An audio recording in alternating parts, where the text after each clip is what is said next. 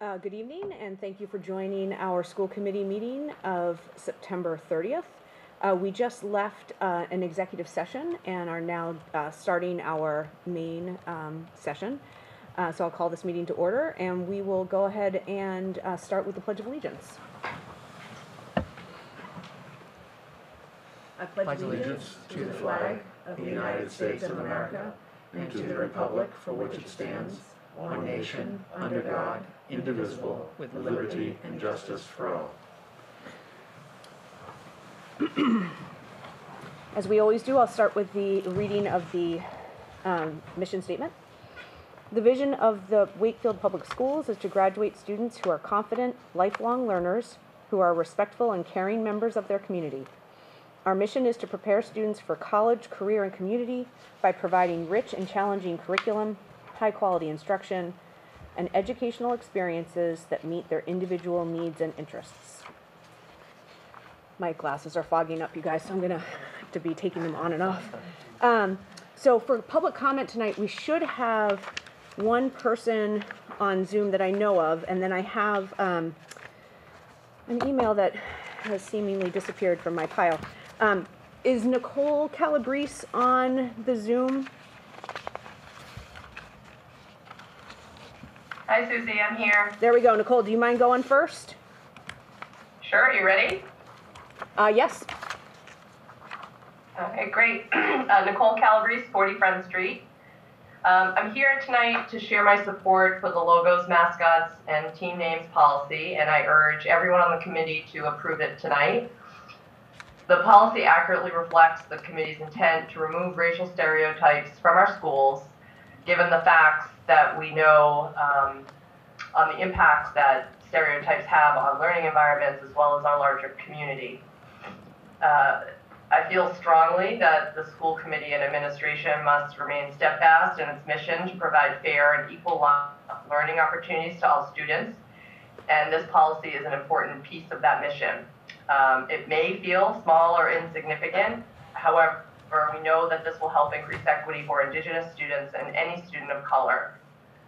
Removing these stereotypes will have a positive impact on all of our young community members, and given the difficult start to the school year for Indigenous and Black community members in particular, I think it's much needed. Everyone is looking to you as the leaders, and please remember that this policy is about our students and doing the right thing. And I also just want to end with a very big thank you to the members of the committee who wrote this very thoughtful policy, and to the school administration and teachers and staff who we know are working very hard on making our schools better every day. I see you, your work is not going unnoticed, and I know I speak for many when I say we're incredibly grateful for your work. Thank you. Thanks, Nicole. I am going to read a public comment email that we received on Monday. Typically, we don't do this, and we ask that people kind of come in person or come via Zoom, but this person is actually a teacher in the district who is doing back to school night tonight, so was not available. And so this is a letter that Doug and I received from Sue Langlois from 2 Lakeview Avenue.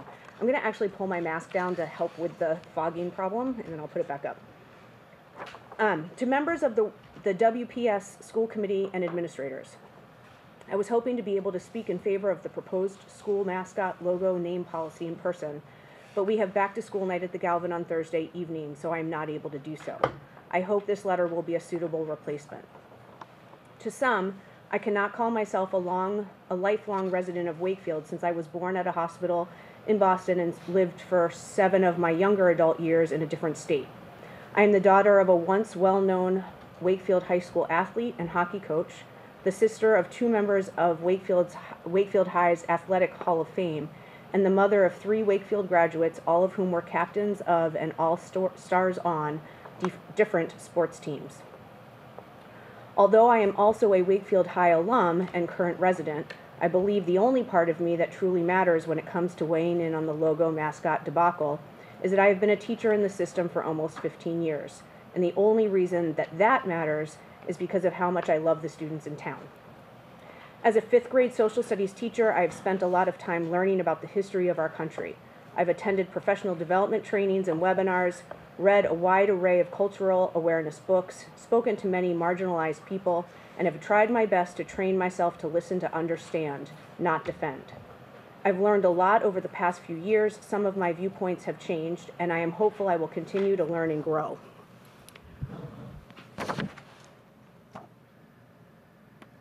As more marginalized groups feel empowered to speak up for themselves or ask others to do so for them, we have a duty to listen to them. I am so thankful that the committee has made the decision to create a policy that will support our district's mission statements and core values. At the Galvin, we strive for integrity, doing the right thing, community, everyone should feel welcomed and safe, acceptance, celebrating, not mocking our differences, relationships, putting people above status, and excellence, trying our best always. The high school promotes a safe and positive learning environment, protective of the emotional growth of all students. These values should be practiced in as many ways as possible. We need to avoid cultural appropriation, practice compassion, growth, and acceptance, and listen to understand when people, even those outside of the Wakefield townie circle, tell us that something is hurtful. We should then take immediate and very clear steps to fix the harm. I think the policy under review goes a long way towards accomplishing a more inclusive community, and I am hopeful that the committee and administration will vote favorably for it. Again, this was submitted by Susan Langlois from 2 Lakeview Avenue, who's a 5th grade teacher at the Galvin, and was unable to attend because she's at her back-to-school night. Do we have any other public comment on the Zoom? Okay. Sounds like not. So we're going to move on to the consent agenda, Mr. Markham.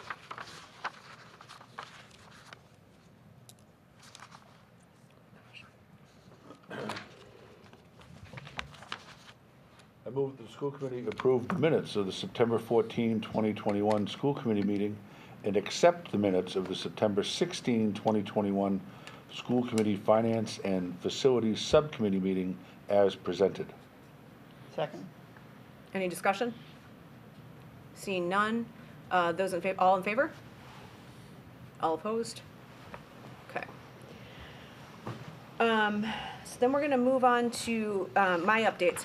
So you all may remember that I mentioned at the last meeting and forwarded an email that we had received from a woman. Ooh, do you have a question? Oh, someone, I'm not sure why Amy's on the television. Oh, I think it's just, Okay. I think we're okay. Just making sure. Okay. Sorry. Sorry. So I had sent an email that we had received from Mrs. Maureen Hughes, who lives in Wakefield and is involved in, can't remember the name of the organization off the top of my head, but it was regarding the legislation that is in front of the House and the Senate related to the bill that's in front of them is a bill to create a commission for anti-racism and equity in education. And we had been asked to kind of sign or put our, I can't even think of the word, I'm sorry. Endorsement? Yeah, thank you, endorsement, that's good. Endorse the work that this group is doing and endorse the bill and kind of get that in front of our legislatures as they potentially go and vote on this bill. We weren't ready at the time to talk about it. I'm still not ready to do kind of anything specific about it. We have some time. There was a hearing that had taken place around the time that we had had our meeting. There was a session this week that I attended to get a little bit more information. I would like to send that around to people to take a look at. But what this bill really is about is updating curriculum in order to kind of address social justice and racism. It's also about putting money aside into what they refer to as a trust fund that would allow for professional development and kind of work that could be done that my understanding is kind of that you could put in a request to have a grant to do work that's really about addressing kind of racism and equity in education. And so I am not ready to do anything with this tonight because I think you all should take the opportunity to watch the session that I attended the other night, because there's a lot of interesting testimony from students about what it's like to be a student of color and how much it means to have stories told from their perspective instead of from kind of the perspective of others. And I think it's important that we all watch that before we really have a conversation about what we can do here. This vote is not coming anytime. It's not urgent. It's supposed to go to the floor for a vote, I think, in February, so we have a little bit of time. I did just want to give an update because I said that I would, and I will send some information around, and then we can decide kind of where we want to go from there. I also need to get a little bit of guidance on how we've handled that in the past. Do we all need to agree as a committee to sign it? Could some of us sign it and not? I don't really kind of understand that piece, so I need to figure that out. So I will bring this back for more discussion at a future meeting, and I will share kind of the link to the recording of the event that I watched the other night so that people can take a look at that if they'd like. The other thing on the agenda from me is an update about the workshop that we did on the 14th of September.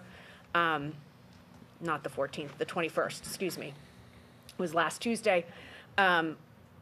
We got together and did a workshop with our MASC, which stands for Massachusetts Association of School Committees, our local rep, Dorothy Presser, who came and spoke with us about the process of setting goals, district goals, and then the process of evaluating the superintendent, which is a process that's outlined by DESE and kind of governed with a very particular process.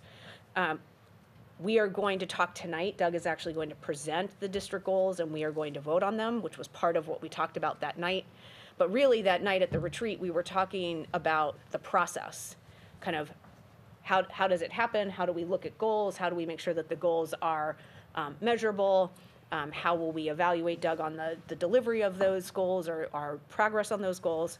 And then we had a great conversation about timing and when was the right time to do an evaluation, which we ended up deciding that the evaluation should happen over the summer and kind of in time for the next school year. And so it was really kind of a process conversation where Doug did walk us through his initial thinking on the goals, but we did not vote on them that night. That's why we will be reviewing them tonight and voting on them tonight. And I think that is it from me. So Doug, I think I will hand it over to you. Great. Good evening, everybody.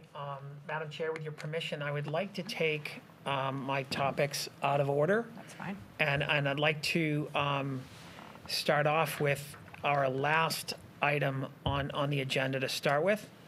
I'd just like to share a little bit about some recent issues that we've had in the district that are really concerning. And they've transpired over the first few weeks of school, but we want to keep the community informed of what's happening, but also what is our response to the situation. We had an issue at the high school where graffiti was found in first a girls' bathroom and then a boys' bathroom. We do not know if these incidents were connected. We do know that there's, outside of one of the bathrooms, there's a camera. Outside another one of the bathrooms, we will be putting in another camera to kind of keep a closer eye. In regard to the graffiti that was found in both of these spaces, the N-word was used and kind of scratched into the bathroom walls, and so, or the stall walls. In these areas, when this happens, we take pictures of this, we report it to the police, and we start a very active investigation, and the high school is working on that. After that, this was in the first week, and so after that, and during the weekend, we also had a situation where a student wore a warrior headdress to one of the games. We got several kind of emails, pictures sent to both myself and to the high school administrators. And we also had an incident at the Galvin School where students were also kind of using the N-word to one another. And so, and that's a very active situation that's going on. The administration is working with all of those students and their families and has kind of set clear boundaries. They've assigned consequences, and now they are working on restorative practices with those students to kind of bring them back into the community while also coaching them in what is acceptable behavior and certainly what is not. And so I want to start off by saying that racism in any form, acts of hate speech, it will not be tolerated. There's no space for it. It's against the law. It kind of targets and demeans individuals in a way that really is just unsafe. Okay, and as a community, it's not just a violation of our core values. Okay, it's just not what we will tolerate. Okay, along those same lines, we have a responsibility not just to assign consequences and be clear about what we will not tolerate.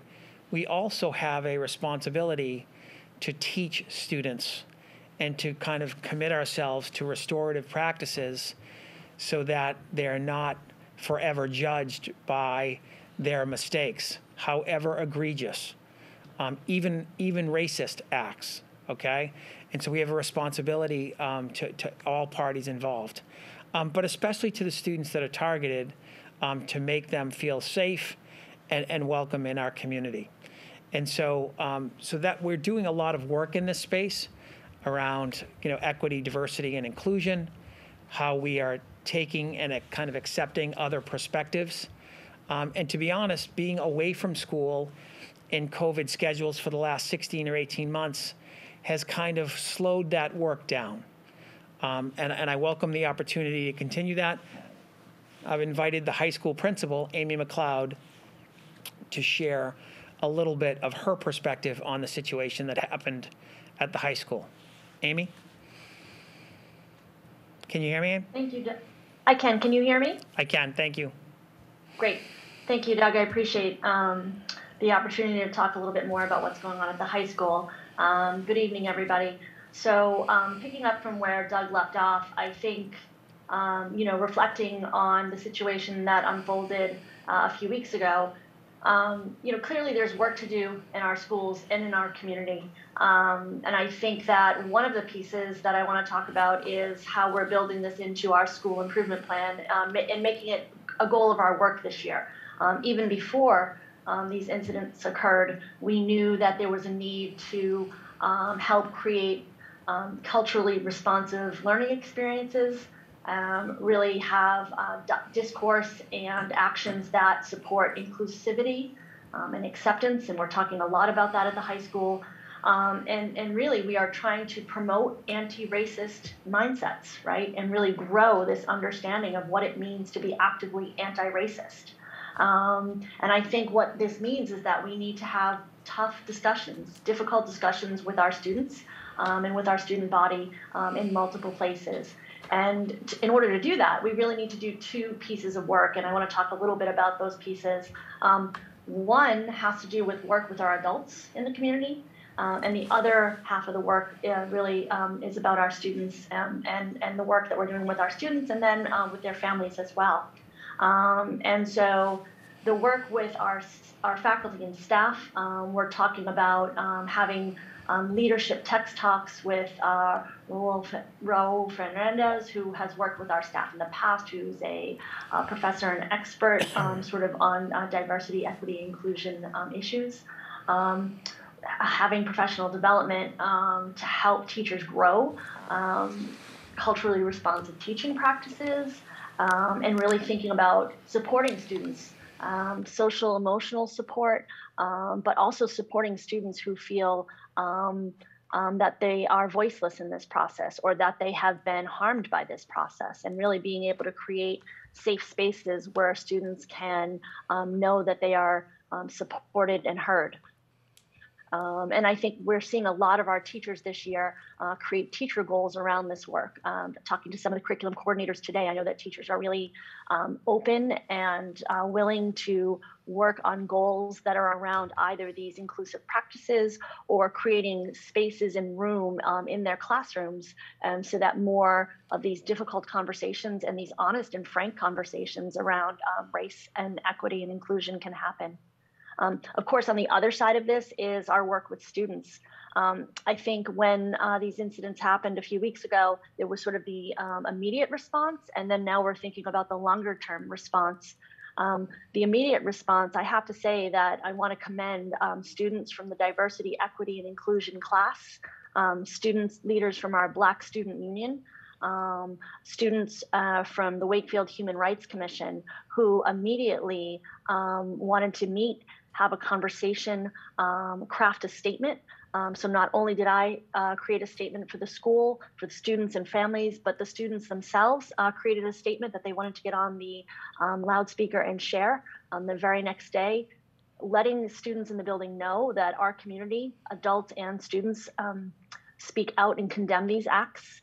And then from that, they created an immediate student response where they shared resources through a QR code that were posted throughout the building. So they made a statement. They told students that these signs had been hung immediately, and we had codes to resources for students. And there were different pieces of these resources.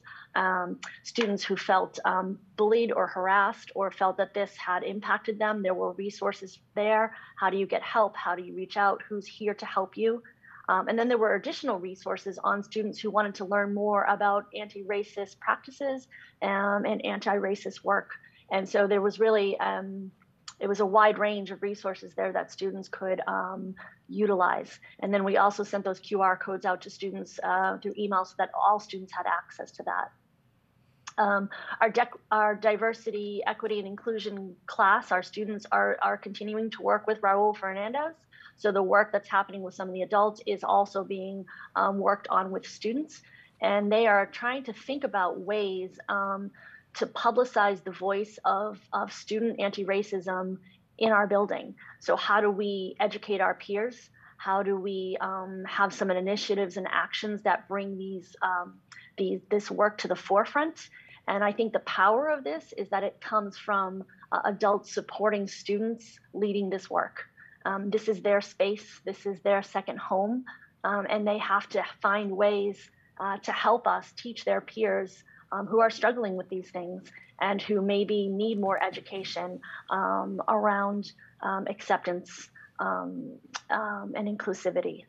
I think the last piece that we're working on is talking about trying to figure out a way with the diversity, equity, inclusion students to survey our students around the rapport or the climate of the building, so that we have other measures that we use, that we can pull from and see what the climate has been. But in this moment now, I think the students are interested and we are interested in seeing really what is the perception of the climate in the building, where are there areas that students feel that they need more support.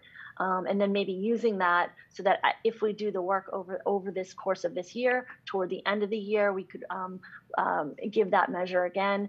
It's a way for us to dipstick and to get a sense of the building, but it's also a way for us to identify any students who really are struggling and need more help. Because when this happens, the entire community is impacted. So that's just a snapshot of some of the work that's going on. We take this work very seriously. I think that there is urgency to this work. And I think that there are a great number of voices who are willing to step up and take a hand in this work. And like I said, it's both students and adults in the building who are working on some of these initiatives to move it forward. So Doug, that's about it to report from the high school right now. Thank you, Amy. You're welcome. It's much appreciated. I don't know if anyone has any questions for you before I continue. No? Thank you so much. We appreciate it. I know you need to go, Amy. Thank you. I will see you tomorrow. Thank you so much. Okay. Thanks. Bye-bye. Thank you. Good night. So I'd just like to continue a little bit in this space and just to remind, everybody where we are. Jason Pavey came and presented here with Margaret Messier. So Margaret and Jason talked about humanities curriculum work, right? And they talked about the guiding principles in the history social science framework. So there's a new standards for history and social science in Massachusetts. And there are guiding principles that we think about as kind of references that are kind of the backbone to the standards that students are supposed to learn and be able to practice grade by grade, right? One of the things that the new standards are really specific about is preparing students to participate actively and civically, to engage civically in their communities, locally, okay, at the state level and nationally if the opportunities arise. The second guiding principle, I just would like to read it just to kind of do a little context setting. It says, an effective history and social science education incorporates diverse perspectives and acknowledges that perceptions of events are affected by race, ethnicity, culture, religion, education, gender, identity, sexual orientation, disability, and personal experience. And I bring this up because the behavior of our students after the events that transpired both at the middle school and at the high school have really kind of created a path for us to move forward. Our students really are remarkable in helping us be our better selves. The Black Student Union, as Amy shared, and the diversity group, they firmly in their hearts believe that if their peers wrote this on the bathroom wall, then that they need to be cared for and they need to be educated. That's their words, not my words. That's their words. And so the faith that they have in one another and the commitment that they have to one another and the systems that we have in place, I think are really significant. And so I just wanted to share a little bit about the work that we're doing here this evening and to acknowledge these events took place. And Amy's comments are really important when she said that they affect our community and they affect our students. That is not an understatement. They really do. It sets us back, right? And so we'll be reporting more information as we move forward into this space. And so before, and it's like perfect segue, I can jump into kind of the Indigenous Curriculum and kind of that task force that's together. But before we do, we have another visitor who is joining our committee tonight, and he only has 10 or 15 minutes to be here. So I'd like to see, Anthony, are you on the call?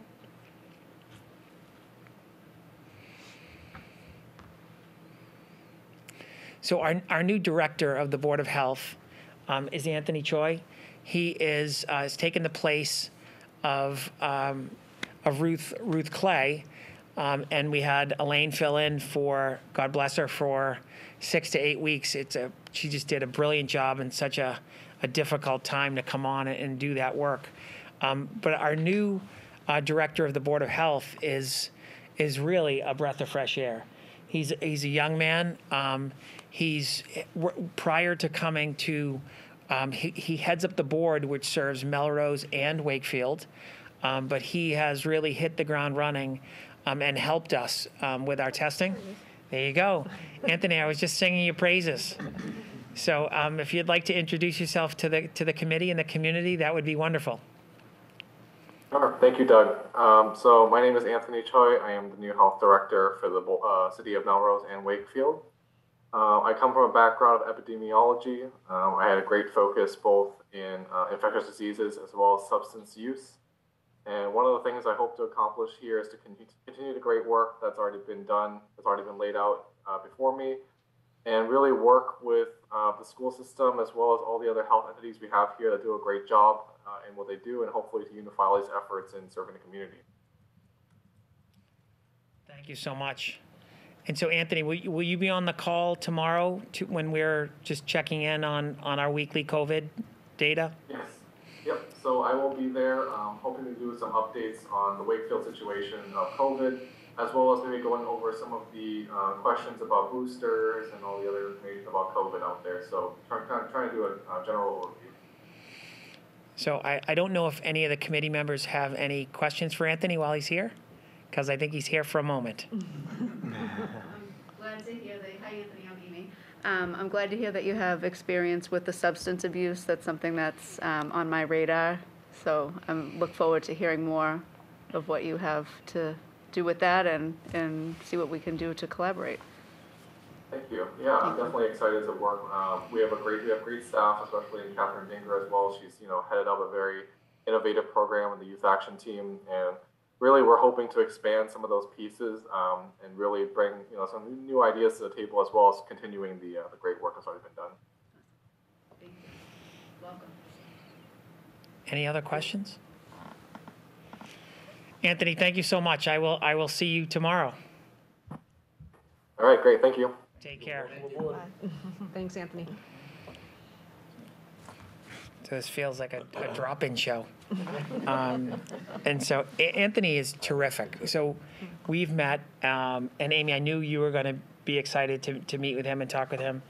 But, we met, we hit it right off. One of the things that I'm particularly pleased about is his ability and his expertise and experience and how that will connect with Catherine Dingra, who will be here next month to talk about youth risk behavior data, the survey data that we got back, which is, it's pretty sobering in regard to just really it being kind of a prompt for us to really dig deep and try to understand more about substance abuse, about the need for counseling services. And Anthony had a lot to say in our meeting about that and how to support communities and community health around setting up counseling. And so I'm really excited to partner with him in our work. So I'd like to shift gears and we could go to the Indigenous Curriculum at this point. Sure. I So- can hop in. Yep. All right, good evening, everyone. So I'll just give a quick update on the Indigenous History Curriculum Task Force that stemmed from the resolution. Margaret Messier and Jason Pavey had presented kind of like the project plan for the task force I think it was last June, actually, at this point. We've been talking about this since the spring and trying to map out what would make sense for our plan. So we just today issued communication to start recruiting community members. As we had said in the spring, we're hoping to create a well-rounded group of members of the curriculum task force, including community members, community leaders, teachers, administrators, curriculum leaders, and student representatives as well. So, and the whole point is to really look at what we are doing within our history and social sciences curriculum, K-12 right now, and what we can we do to enhance our curriculum and to potentially add additional resources, enrichment opportunities, to again provide more diverse perspectives.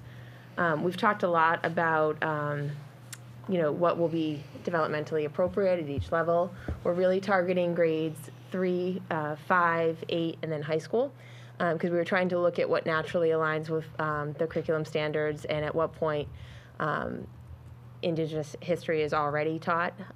So we're looking to see what we have right now for resources and what we can potentially build in to enhance that. So in terms of curriculum leadership, Lisa Azarito, our humanities curriculum coordinator at elementary, and Margaret Messier, our ELA curriculum coordinator 5 to 12, and Jason Pavey, our history and social sciences curriculum coordinator 5 to 12, will be helping me to take a lead on this work. So we anticipate this being a year-long process where we meet as a large group and then likely break off into subgroups and really zone in by level, with the idea of a kind of a natural progression of thinking about history from a local perspective and then kind of broadening the view as students get older.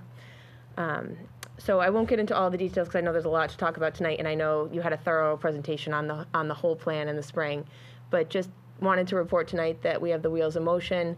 The communication went out tonight to recruit community members, so anyone interested, there were a couple of different ways to apply via Google form, by emailing me, and or writing us a letter to central office. So we got the communication out by school messenger.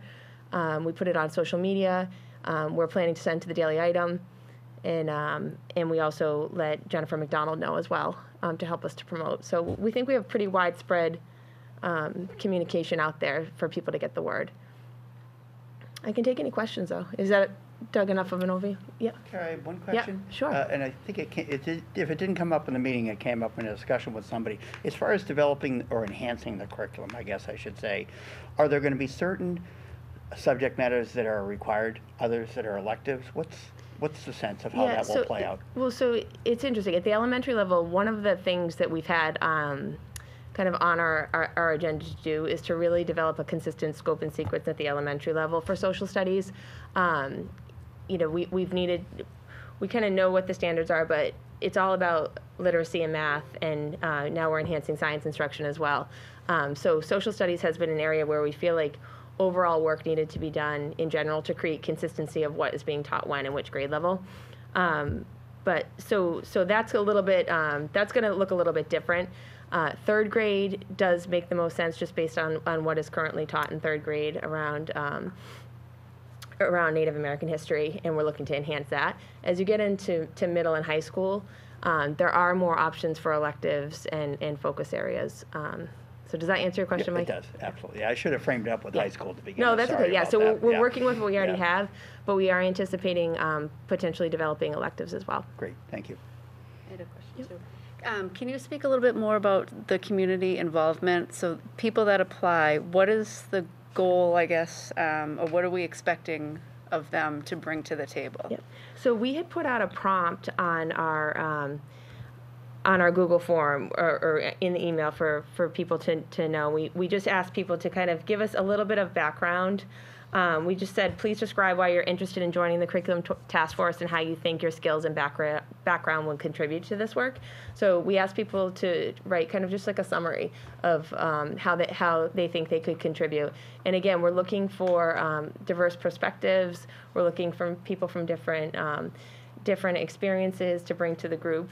In terms of what we'll expect, we'll definitely expect probably availability via Zoom or in person. We estimated probably up to about 15 hours of meetings over the course of the year, of the school year. So we would definitely need a time commitment. And then there would probably be email correspondence, review of documents, maybe some additional research on their own time, that sort of thing. Would they be responsible for helping write the curriculum, or? So it's going to come down to probably as a group coming to consensus on different resources that we think would support our students and be in the best interest, and also just having conversations around what's developmentally appropriate, where might this fit, and that's why we thought breaking off by level might be the most efficient use of the subgroups of the task force's time, to try to break out and really dig into elementary, middle, and then high. And in the high school, we think is going to take longer than a year. We're anticipating that might take a little bit more time. So does that answer your question, Amy? Yeah, Okay. and I just had one more too. Yeah. Going forward, do you think this would almost set a framework for, this is Native American based? Is there, going forward, do we have goals set for learning more about Black history, learning more about Hispanic history, learning more about Italian, whatever it is going forward? Is this almost kind of a starting point? Well, I think to bring it back, this is really directly, so everything that you're saying, we are absolutely doing and have been doing in terms of trying to diversify text options, trying to bring in multiple perspectives. As Doug read, it's right in the curriculum framework. But it's just the focus on the Indigenous Curriculum Task Force is directly out of the resolution, where I think the intent behind this, and anyone can correct me if I'm wrong, the way that we interpret it was there was definitely common ground that people in the community felt we needed to do more work accurately reflecting Indigenous history for both locally in Wakefield as well as from a broader lens. So, so that's why we have this task force. Is directly related to the resolution. So I want to be realistic. Are we going to have a task force probably, representing every different group? Probably not, but I think the work has already been happening, just trying to represent different perspectives. Okay. Yeah, it just made me think of it, sorry, going off with the incidents that happened at the high school and Right. finding different ways. So it just Right. kind of made me think that, maybe this can be a starting point for. Yeah, no, and Amy really did a nice job of talking about a lot of the work that's in play this year, especially connected to professional development. We have a really nice opportunity throughout the year to bring our ELA and our social studies departments together, 5 through 12, with a focus on culturally responsive teaching. So that's, again, just giving teachers tools to make their classrooms more welcoming, engaging, focused on bringing different groups of students together and giving them equitable experiences. So we have a whole year-long PD series focused on that. And then she also mentioned the administrator training that we're continuing to do as well, just how we're developing our leaders at the building level in leading this work. So yeah, there's a lot going on that we're hoping will just, put us in a better spot each day. Thank you. I just somewhat reiterate what Amy said. We're hopefully we're taking from what happened with COVID and leveraging that we learned so much, and I think we're developing a good foundation here, a platform for Indigenous people that we should leverage in other areas going forward too. Absolutely. So I think it's great. Absolutely. I know, and I think just the opportunities to meet are just that much greater through Zoom, so it's really opened up a lot for us to get more community involvement and different perspectives on the work. Just, Stephen, before I hand that over to you, just in line with, Amy, your comments and questions, the legislation that I was referring to earlier is really about trying to develop curriculum, even more so than is already kind of in the standards, is helping develop curriculum that they talk about this concept of windows and mirrors, which I had never heard of, but I'm sure is an education concept that they talk about a lot, of being able to look in a mirror and see yourself, but also be able to look through a window and see someone else's perspective. And this idea that people of color don't always get to feel like they're looking in a mirror, right? And I'm not even probably speaking about that concept quite right, but it was kind of how what I took away from it. So this legislation really is about trying to support curriculum development so that we would have more materials in our classrooms that would allow to broaden this, not just this work that we're talking about for Native Americans, but for kind of racism in general. And then the way that I see this trust fund of being able to put in for a grant request to say, we want to do this kind of thing and make this kind of investment in Wakefield, we're asking for a grant. And that's what this money would be set aside for schools to be able to do that. So it ties back nicely to this kind of legislation that's currently in discussion that I want everybody to kind of learn a little bit more about, because it's very much in line with what we're talking about and the need for us to continue our work around diversity, equity, and inclusion for both our staff and our students. So I'm just going to tie it back to that because it really is like very relevant to the conversation that we're having around that piece. Stephen, you had a question. I was going to sort of, in what Kara was saying about it being, it's sort of two different, it isn't sort of, it's two different things. We're already sort of on a heading of working towards a more diverse curriculum, from a windows and mirrors concept. But when we talked to Jason about culturally responsive teaching, is from those varying perspectives and bringing diversity into it. So that's over in one section that work was being done. And then what Kara's talking about with the Indigenous curriculum, it was born directly out of the previous resolution, which is sort of specific to, and I think it more specifically talked to like Indigenous peoples in this area, sort of in knowing, where Wakefield comes from, sort of going back. And then, so that's how I saw it, as being sort of two different things. And then I did have a question on the communication that went out today. So it says that the task force will be made up of educators and administrators, curriculum leaders, and then community folks would be kept at 4. In that makeup, where do we see, and I'm assuming at some level we're going to be reaching out to sort of Indigenous leaders and getting their perspective, their suggestions on, here are good resources. I know there's a whole host of those folks. that would love to sort of inform. And so where do they fit in those kind of buckets that are spoken about in the communication? So I'll just go back to, so first I'll confirm, just right out of the language, what you said first, that the goal of this is for the task force to develop recommendations to strengthen the WPS K-12 curriculum to more accurately reflect Indigenous history, culture, voice, and contributions as connected to the U.S. and Wakefield. So you were right on in terms of the intent. And then I'll just go back to the presentation that Jason and Margaret gave in the spring. In that presentation, they mapped out the who would be involved and how many. The superintendent for consultation, expectation setting, myself, and other administrators were looking ideally for an elementary, middle, or high school representative from administration. We're looking at curriculum leaders, teacher leaders for multiple grade levels. We put in here community leaders and then community representatives. And then we also have Native American education advisors, consultant historians, and then, of course, students. So we feel like our high school students will probably be, have, first of all, the most, maybe some time that they could commit to us.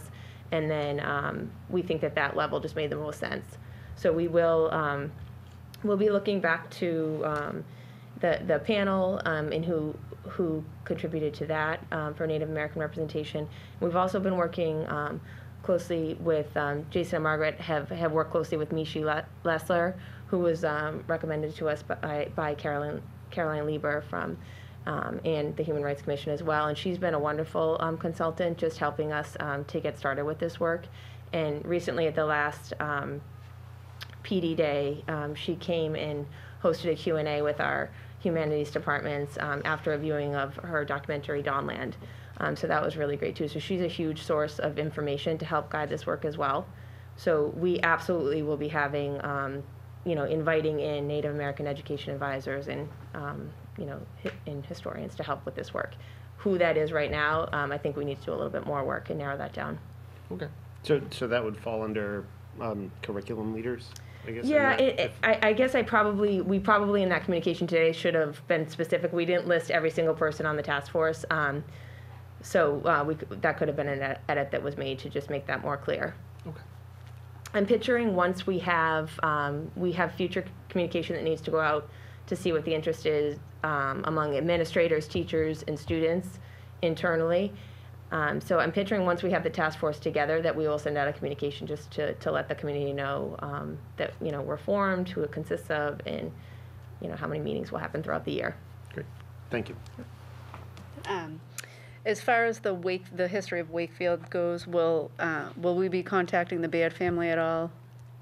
Yes, so I'm just going back to, I just want to find that slide from the spring. And I'm gonna email out, because it was a long time ago already, and June seems like so far long ago, but this will give more information just for all of you to have as we're doing this work this year.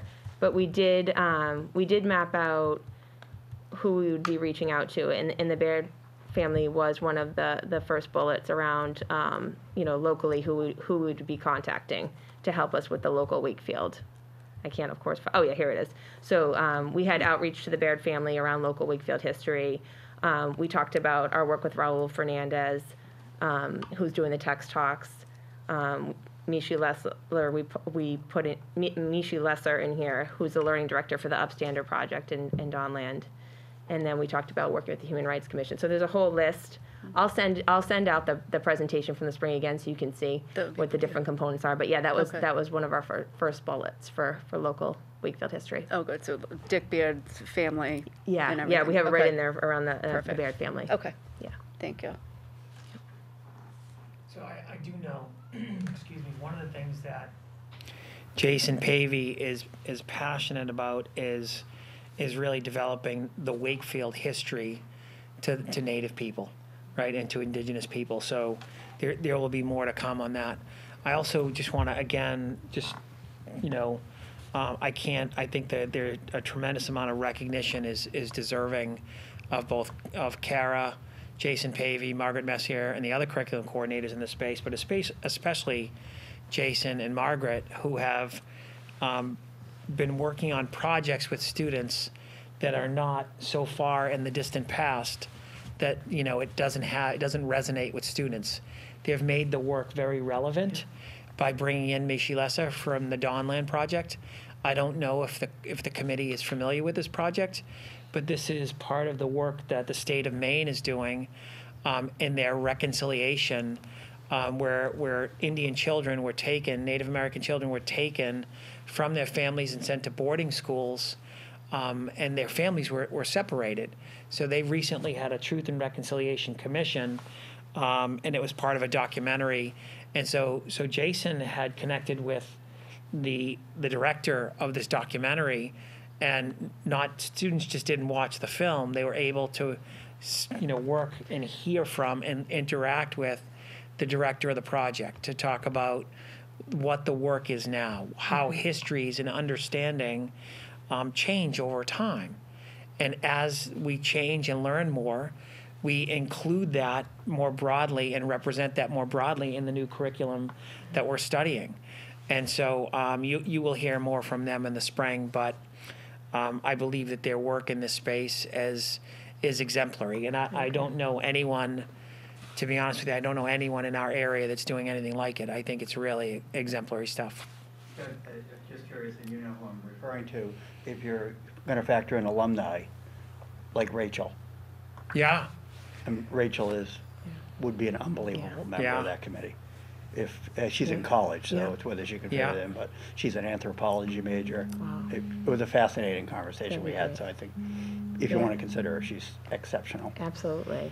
I think we're really interested to see the different applications that come in. Great, thank you. And again, create that well-rounded group.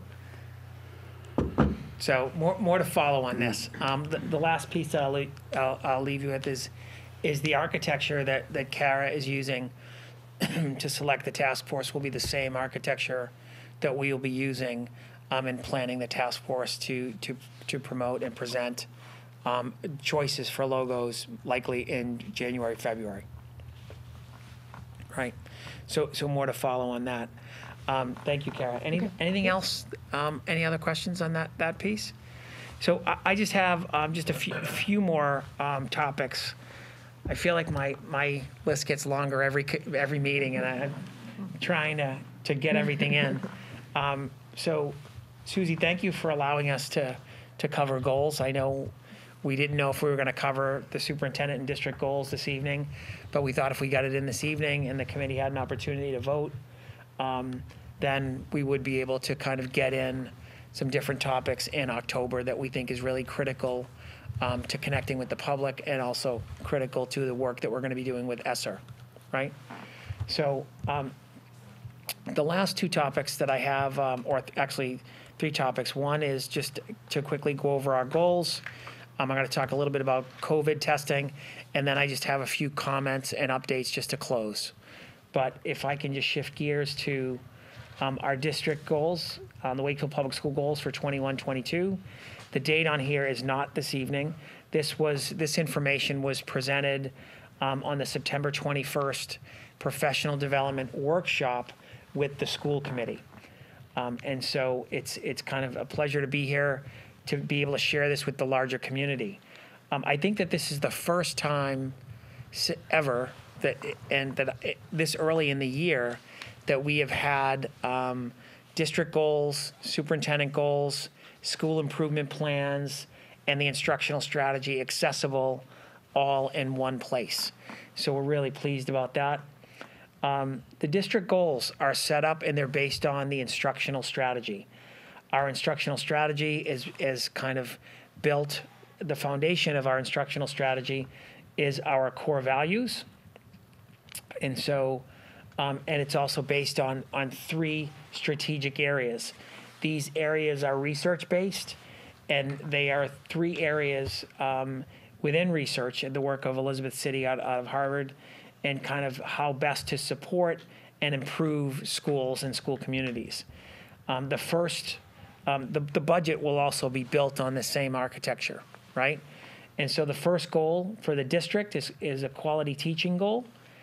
The Wakefield Public Schools will increase quality teaching practices across all grades and schools to support academic and social emotional growth for all students, as supported by differentiated professional development, job-embedded coaching, highly structured professional learning communities, and effective supervision and evaluation models. And so there's a lot of information in this one goal. This is an important goal for us, and as we present information throughout the year, because this is connected to the professional development that we did in the workshop around the superintendent's my evaluation, and thinking about how are we not just quantitatively but qualitatively improving the outcomes and options for students in the Wakefield Public Schools. As we present throughout the year, what we will do is I will make reference to where on the rubric and the standards that this aligns for measures. So what are the indicators for success? I will talk to you more about that as we go through it. So the second goal aligns with the second strategic area. The Wakefield Public Schools will continue to utilize and refine comprehensive curriculum review process in all content areas and across all levels to ensure that we are prioritizing content and practice standards. So the curriculum standards are divided into two parts. They're content information that we want students to know, but also practice standards that we want students to be able to do in their life, right? And so when we talk about civics as one example, right, how are we coaching and teaching students to actively engage in a democracy? That would be covered in civics, for example. Creating consistency across all schools and levels. We've talked a little bit about that, or we've talked about that, I think, a lot. Adopting assessment and practices that allow students to accurately demonstrate what they know and are able to do. Again, in reference to the bullet above, content and practice standards. The third goal, the third district goal is about individualized student learning. And so this is really trying to meet each student where they are at and promote the best practices to meet the needs of each learner, to create schedules that allow equitable access to systems of support for academic and social emotional needs, and creating differentiated opportunities across levels to help students reach their educational goals. Doug, before you go on, just for clarity, the three kind of headings that you just went through. Yep. Every school district, every superintendent comes up with goals that are aligned to those three. Is that true or no? Not true. Not true. So all superintendents go through a superintendent induction program. And as part of that, they develop an instructional strategy. And we all read from the same script. We all get Elizabeth City's book, and we use that as a reference to build our instructional strategy. Different superintendents highlight different things based on the needs of their districts and the core values of their districts. So they're similar, but they're not the same. But the headings at the top, the individual student learning goal, that is not kind of set. That you guys need to have a goal related to that. No. Okay. No. I'm glad I asked. Yeah. No, I'm glad you did too. And so, what is the same for all superintendents is we are all evaluated on the same rubric, and there are 4 standards on that rubric, and they are instructional leadership, right, and outcomes for students, management and operations, family and community engagement, and the 4th standard is professional culture that you're promoting in your district. So all superintendents are evaluated on those same standards, and there are elements and indicators beneath each one of those standards, and I'm going to cover those in a minute when I talk about my personal goals. So in the workshop, we covered 3 district goals, but there are also 3 superintendent goals that are part of this as well. And so these are, we linked here in this slide deck for the school committee and for the public, school improvement plans that also kind of connect to the district goals and the superintendent goals. So one of the things that's critical in improving and creating greater outcomes for kids is you have to align the work. School A can't be working on math while School B is working on science while someone else is working on something else. So the same things have to be prioritized. What you put resources and time toward, that really can dictate outcomes. That's really kind of a backbone of this process. Does Post Academy not have a school improvement? I'm sorry? Does Post Academy have a school improvement plan? Post Academy does not have a school improvement plan. So for those that don't know, Post Academy is our functional academics. It's a school to life program where students are kind of in our 18 to 22-year-old age group, where we do a lot of job coaching, where students are going out to the workplace and being coached in those ways. But it's a great question. We also link our professional development plan here as well. So this is kind of a one-stop shop in 10 slides where you can get it all, right? So the superintendent goal. Not all superintendents create 3 district goals and then 3 superintendent goals. Realistically, when you line up the work and you look at the standards and the elements and the indicators, you could have 50 goals. It doesn't mean that, we're not going to have a budget goal. It doesn't mean that we're not going to have other goals, but these are the goals that we're really pointing to that we think are going to make the biggest difference for students and for the community. And so this goal, the first goal here, is this first superintendent goal. This is really about instruction and about outcomes for kids. And so we will prioritize standards-based instructional practices that engage and meet diverse needs of all students. These practices will promote academic, social, emotional, and equitable outcomes for students, okay? So when you see here 1B, 1D, 1E, these are elements that align directly with the superintendent rubric that I will be evaluated against. We will have a formative update at mid-year, January-ish, and then we will have a summative in June-ish. And so, but throughout the year, when we are talking about progress that we're making in these areas, you will see 1B, and I will highlight this to you, but I will also give you the rubric so that you can see and hear and be thinking about if the progress that we're making and that we're reporting, if you have questions about it, does it make sense? What other goals might we be setting as we move forward in these areas? So 1B, instruction, student engagement, and meeting diverse needs. And so this is also language that you heard in a couple of different ways this evening around meeting the needs of different students from different backgrounds, right? And so this is connected. The evaluation system. We want to evaluate not only our goals, but we want to work very closely with teachers and kind of have their goals contribute to outcomes for kids as well. This will also be data-informed work. The second goal, we will collaborate with town leadership and the Finance and Facilities Subcommittee to develop a comprehensive, sustainable plan to build a new high school. It's a second superintendent goal. Some light lifting just to build a new high school.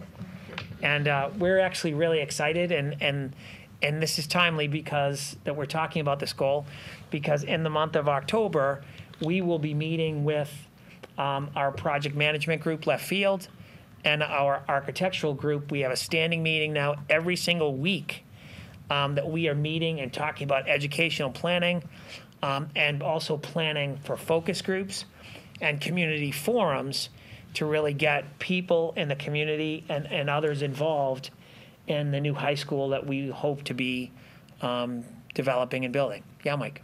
So just before you get too far into these, Doug, measurement, is that going to be part of this or is that separate? No, measurement's part of this. That's fine. So, I'll wait. Yeah. Yep. Okay, thank you. So the measurement is not just a new building. Yeah. That might be hard to do in next year. Yeah. But, for example, Michael, if it's it's actually a 6-year process, right? And so, step one was getting the statement of interest over the line, done. Meeting all other requirements, done. Getting the support of the town, done. Hiring a project management group, done. And so those are the types of things that we'll be talking about. But there are other things within this goal as well, Michael. So for example, the NEASC accreditation for the high school is part of this, and us really looking at class sizes and how this relates to budget and staffing, right? So there are layers to this. The second goal that we will be reporting on when we do budgeting, right? We're going to be talking about enrollment when we're talking about budgeting. We're going to be talking about staffing and staffing needs and resources, right? So this, if we do this well, as this unrolls and as we report on this, we will be able to kind of link it back to this presentation to say this was our intention, this is where we're at, or this is an area of growth for us, and we didn't meet expectations, right? So the third goal is really, this is a very layered goal. This probably is 3 goals or 4 goals in one. This is about culture, communication, and operations. And so we will refine and create a comprehensive and efficient system of communication to engage and support all members of the WPS community as measured by clear expectations about the importance of urgent, clear, and compassionate communication from administrators, all administrators, not just us, teachers and all other staff members. Communication now is one of the most important, critical things we do. And we're working on different ways to connect with different stakeholders. Really, really important right now. So we will also we're also going to be looking at a student information system as part of this communication. The student information system that we have is about a decade past where it should have probably been replaced. It is kind of a beautiful antique in that it was nice. The way it went together was kind of elegant back in the day, but it's ready. So there'll be more information that we will be presenting on that. And the other part of this is really about, assessing the needs in regard to counseling. So when we say culture, communication, and operations, the wellness of kids, counseling, this connects to resources, and these are the indicators that cross over to the rubric that align very closely with this goal. And so, I'll tip my hand here. So advice we get from Dorothy Presser, who works for MASC, she'll say superintendents should do no more than 2 goals. And when we get to the last goal, we get a little nervous, so we put everything in there. So there it is, right? And so these are things that we really just think, I'll be honest with you, we just couldn't let go of. We think it's a priority, and so we'd like to highlight these things as we work throughout the year and kind of bring this back to the committee so that you all can see the progress that we're making. So that's it for both district goals and superintendent goals.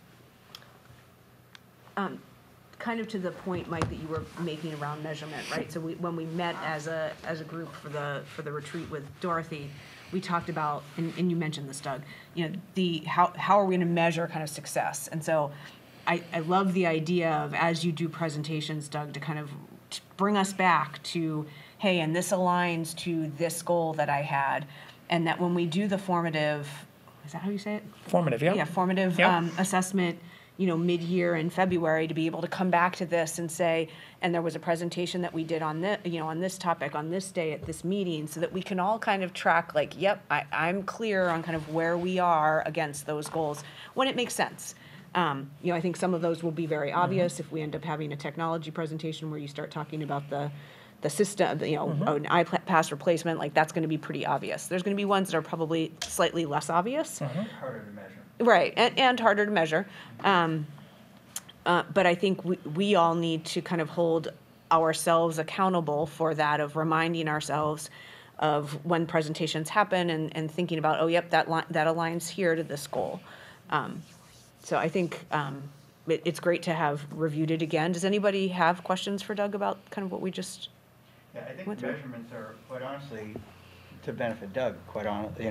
We don't want to get halfway through this year or at the end of the year and make an evaluation where he really hasn't understood how he's being measured. That's not fair to Doug in any way either. So we need to focus on that. Yep, and certainly the framework that's laid out by DESE is pretty clear about how we're going to measure, as long as we know what we're measuring against. Right. So this is the what, and then we've got kind of the rubric that we'll use, and we will spend more time kind of looking at that when the time comes. So if nobody has questions, I believe we have a motion. We I do. just have a quick Oh, question. go ahead, Amy. On the communication, can you just go back to that slide? Sure. Okay, so as I was sitting here thinking, are you saying just broad communication, like, or the source, or are we talking about communicating to parents how their students are actually doing? Because, I've been following the school committee for quite some time, and I remember Superintendent Smith would be like, growth mindset, and we're going to track students, not based on other students, based on how they grew. And all these things sound wonderful, right? But then a year will go by and you don't really know how your student's doing. So is that communication about student specific or more broad communications, just like generally we're having a high school building meeting this day? No, so this element and indicator, for example, right here, communication skills. Yeah. This is about how I am communicating. So this is my evaluation, right? Yeah. So this is about how I am communicating. So there's an element and indicator right here under 4A and 4C. 4A talks about communication skills that should be demonstrated by the superintendent. Okay. So that's a piece. So that's the specific. So the goals go from the general, the rubric goes to the specific, right? And so if we go back one, so clear expectations about the importance of urgent, clear, and compassionate communication from administrators, that's a goal that we have for all administrators, right? And that will kind of tie back to how we will work with administrators, how we will coach administrators. And if they're not meeting kind of parental expectations, that's our responsibility to coach them up, Okay. right? Yeah. And so it goes from the big, or from the general to the specific. Okay. Thank you. Does that make sense, Aim? Yeah. Okay. Okay, now we're going to make a motion. I move the school committee, excuse me, I move the school committee approve the superintendent's goals for school year 21-22 as presented. Discussion? Seeing none? All in favor? All right, all opposed, none? All set. Okay. So just some closing updates and comments. Yesterday morning, Glavia Smith, our Metco director, and I went to Boston to the new Metco office on Roxbury Street. It is a really amazing place compared to the building that they were in. The building that they were in was rough. And this place is really spectacular. It's funny to hear the director talk about how excited they are to have a bathroom on their own floor, right? The small things, right? The little things. But it's really a great place. Today was also a special day, and there's a day next week where they're going to have their grand opening, and they're welcoming really anyone that wants to come and see their new space into Boston. If anyone's interested in that, I can certainly give you that information. But yesterday in the morning, Glavia Smith and I had an opportunity to sit down with the executive director, Millie Arbaje-Thomas, who's also a Metco parent. Right, she has a daughter that's a junior at Brookline High School. But we sat down and we talked about some of the challenges that Metco is facing. But she also talked about the remedies and the solutions that they have to really work on enrollment, to work on supporting districts, and to work on professional development around kind of developing cultures that are anti-racist and kind of supporting cultures and school districts to welcome students so that they can come in to districts, feel like they belong, and to really thrive there. So we talked with them about possible grant opportunities that could benefit students that might be coming in next year, not this year. So it's a grant opportunity this year that we are kind of talking with them about, that we might be able to do some work that might benefit students for next year.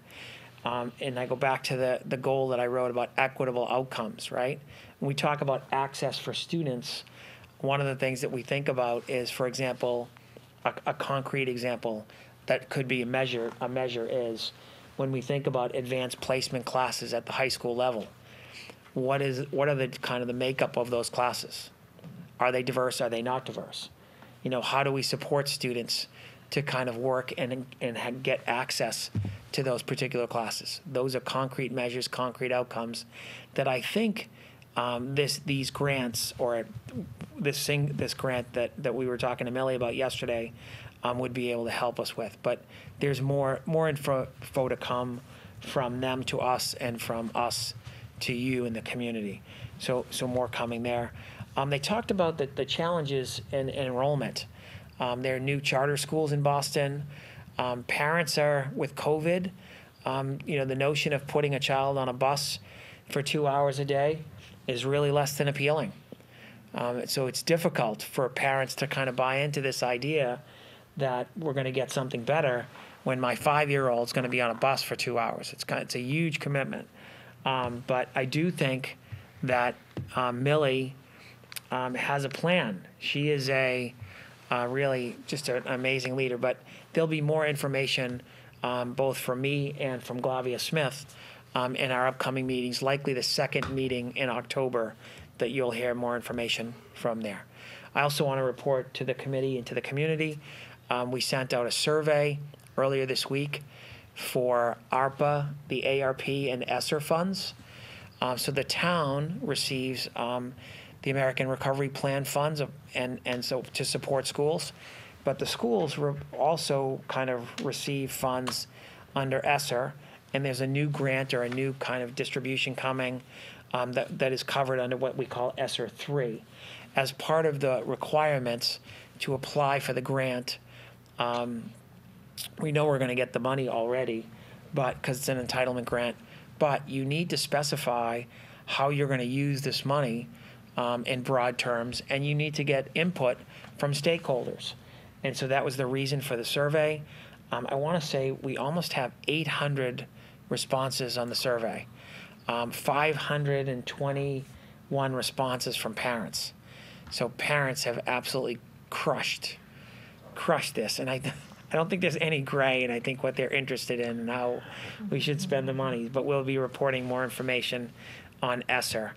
I spoke a little bit about MSBA and how busy we're kind of getting with our project management group. I also want to report that us superintendents, Kara and I, are joining a cohort of superintendents in the state that is a cohort to really look at kind of an equity audit and to look at the practices of EDI in our district and to kind of collaborate with other superintendents to learn how they're doing this work in their districts, to figure out what practices might we be able to employ to bring back here. So more information on that. Sorry, is EDI equity, diversity, inclusion? Yes. Okay.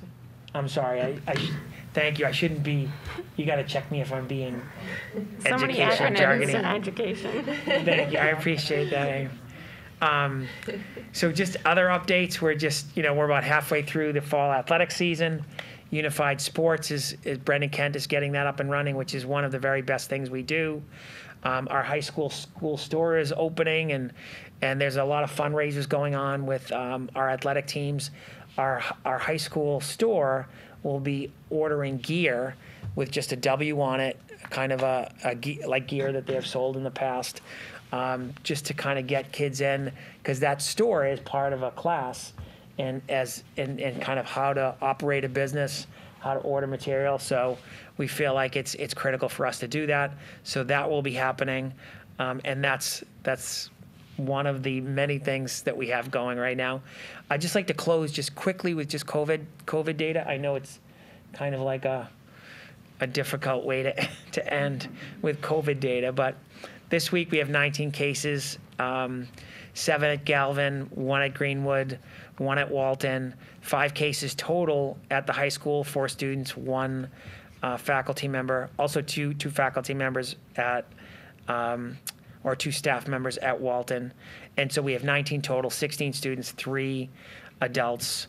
The total number, every time I write this down, Amy Lehman, I think of your question when you ask, could you write down and tell us where we were last year? Yeah. Right? And so this year we're at 34 and 8. Last year we were at, I want to say 28 and 7. So we were lower last year than we are right now. But I think we started slower because we had the 10-day buffer. So it doesn't align Just started the school. 10 days of PD to start the school year because it was 170 days. So more information to follow there. But in quarantine this week, we have 135 students in quarantine, 91 of which are directed by parents, right? So they are either a close contact at home, they have a sibling that might have tested positive. So those are a few of the many reasons. You had said 19 on the. 91? Quarantine, right? Quarantine. 91's the quarantine. 19 was the positive cases. 19 is the positive cases. Oh, okay. Yeah. 91 was parents. And so we'll be 19. sending this out in a letter tomorrow as well. 33 total in quarantine. Yeah, and so also on our weekly letter that we send out with COVID information, we're also taking notes from our weekly calls and including that and embedding that, linking that to the letter. We've gotten several questions about testing. Just to be clear, testing started this week, test and stay and symptomatic testing. We are not doing pool testing. We get a question every week, are we doing pool testing? We are not doing pool testing. We also get questions about if my son or daughter is playing youth sports outside of the school system, can they participate in test and stay? Meaning if they're a close contact in a youth sports activity, can they go back to school and be tested because they're a close contact? The answer is no.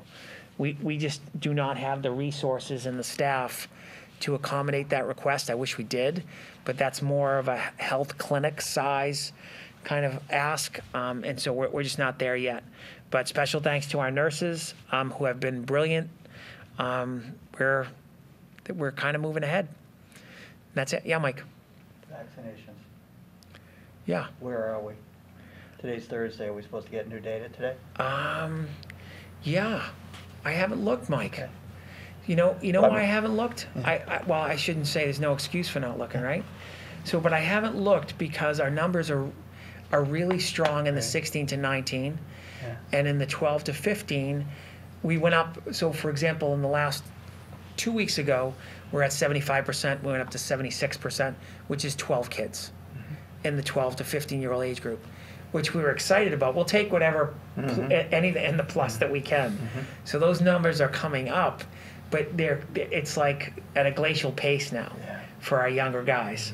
And so, which I'm glad you asked this question because the mask mandate, as I believe everybody knows, has been extended until November 1st, with the caveat that districts, if they get to the 80% vaccination rate about halfway through the month, can reassess where we are at. And so we will be collecting information on faculty and staff that are vaccinated.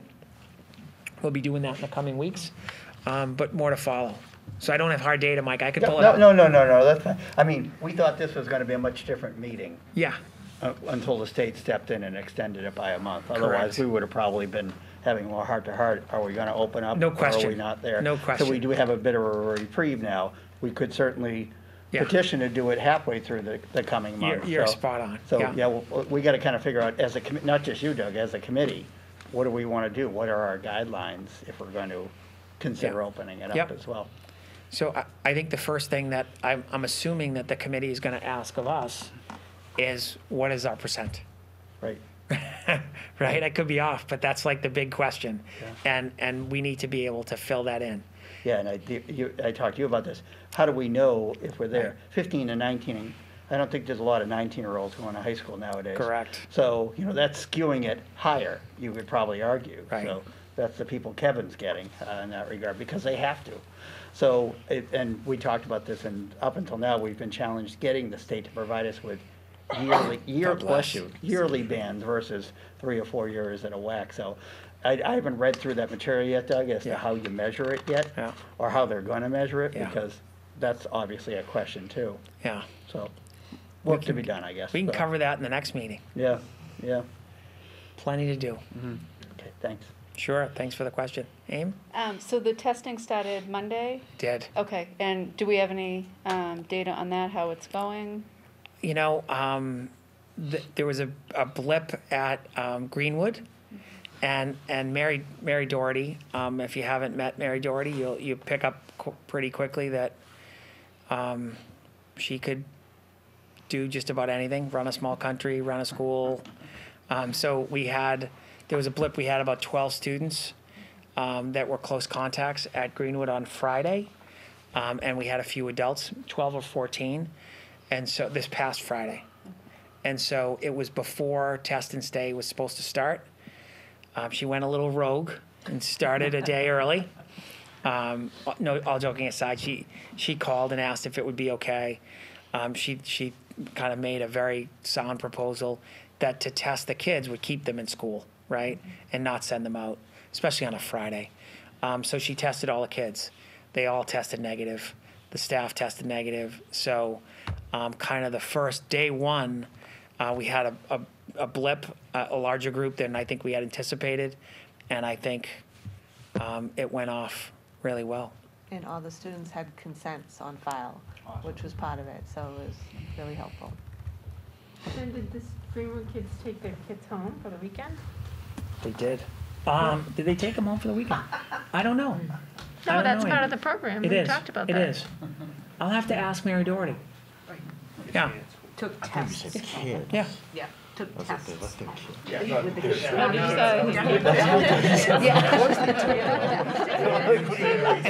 have COVID, you're staying here. And so, Doug, the process is 5 days, so does that mean that they were testing and staying Monday and Tuesday? Yes. Isn't And it then 7 it is- days now? Oh, I thought it was. Is I it think 7? it was 5 and now it's 7. Have to take kids I read test somewhere. weekend to test themselves. I read somewhere. I think it's 5. That's quarantine. Quarantine is 7. I thought I read somewhere else, test and stay went and changed to 7. I'll have to find what I read. Okay. Christine went through the training. Okay. It wasn't on a, maybe it was I a think typo. the idea was 5 school days, not Okay, to include maybe the 2 weekend days. okay. I'll have to reread what I saw. Okay. And I'd just be curious, with the students having the consent signed, we are also reaching out to the parents, so how was that communication? Did that go off pretty I easily? was over there for this, and we called all the parents ahead of time and went on the website, confirmed consent. All the parents were thrilled that they had signed consent, please test. And the kids were actually kind of excited to be tested. It was a novel idea, I think, at the time, and all tests within 15 minutes. We had the timer set up, came back negative, and then the nurses put the results online into the database, and it was reported to the state, to the Board of Health. It was pretty efficient, well executed, and it went really well. And on a Friday. That's on awesome. a Friday. And Greenwood is a small school. Just happened to be the one day. I believe it's the only day that I can recollect that the principal needed to be out of school. So I think Mary lined up the tests and took a picture and sent them to the principal. Hope you're enjoying your day. Right. This is what I'm doing. But yeah, I think it really, Christine went over and jumped in and helped out, making phone calls. Meg Hoffman, who is our COVID nurse that we're funding through ESSER funds, that this group approved, right? Jumped in and helped out, and so it really worked well. So that's what we have to report. Amy's got a question. Yeah. I'm curious, was it self-swab or did the nurse do all the The swabbing? nurse did. The nurse swab. did. Just in the video, they had parents watch, the kids were doing them themselves, and I was curious how we were going to handle it. These are predominantly second graders, so Yeah. the nurse. Yeah.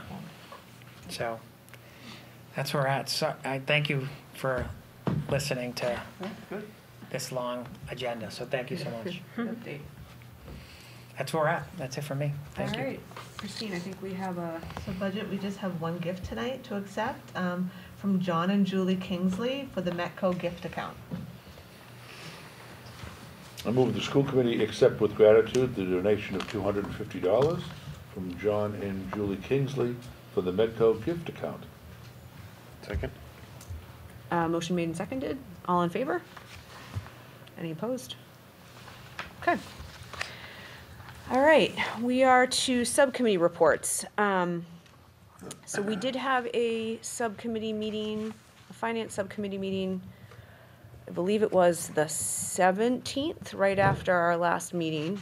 And I don't have my notes here with me, which is unfortunate, but I do remember that we spent a good amount of time talking about the graffiti situation. So we talked a little bit about that, and Tim walked us through kind of the process and discussions that we're having with custodians and kind of that piece of it.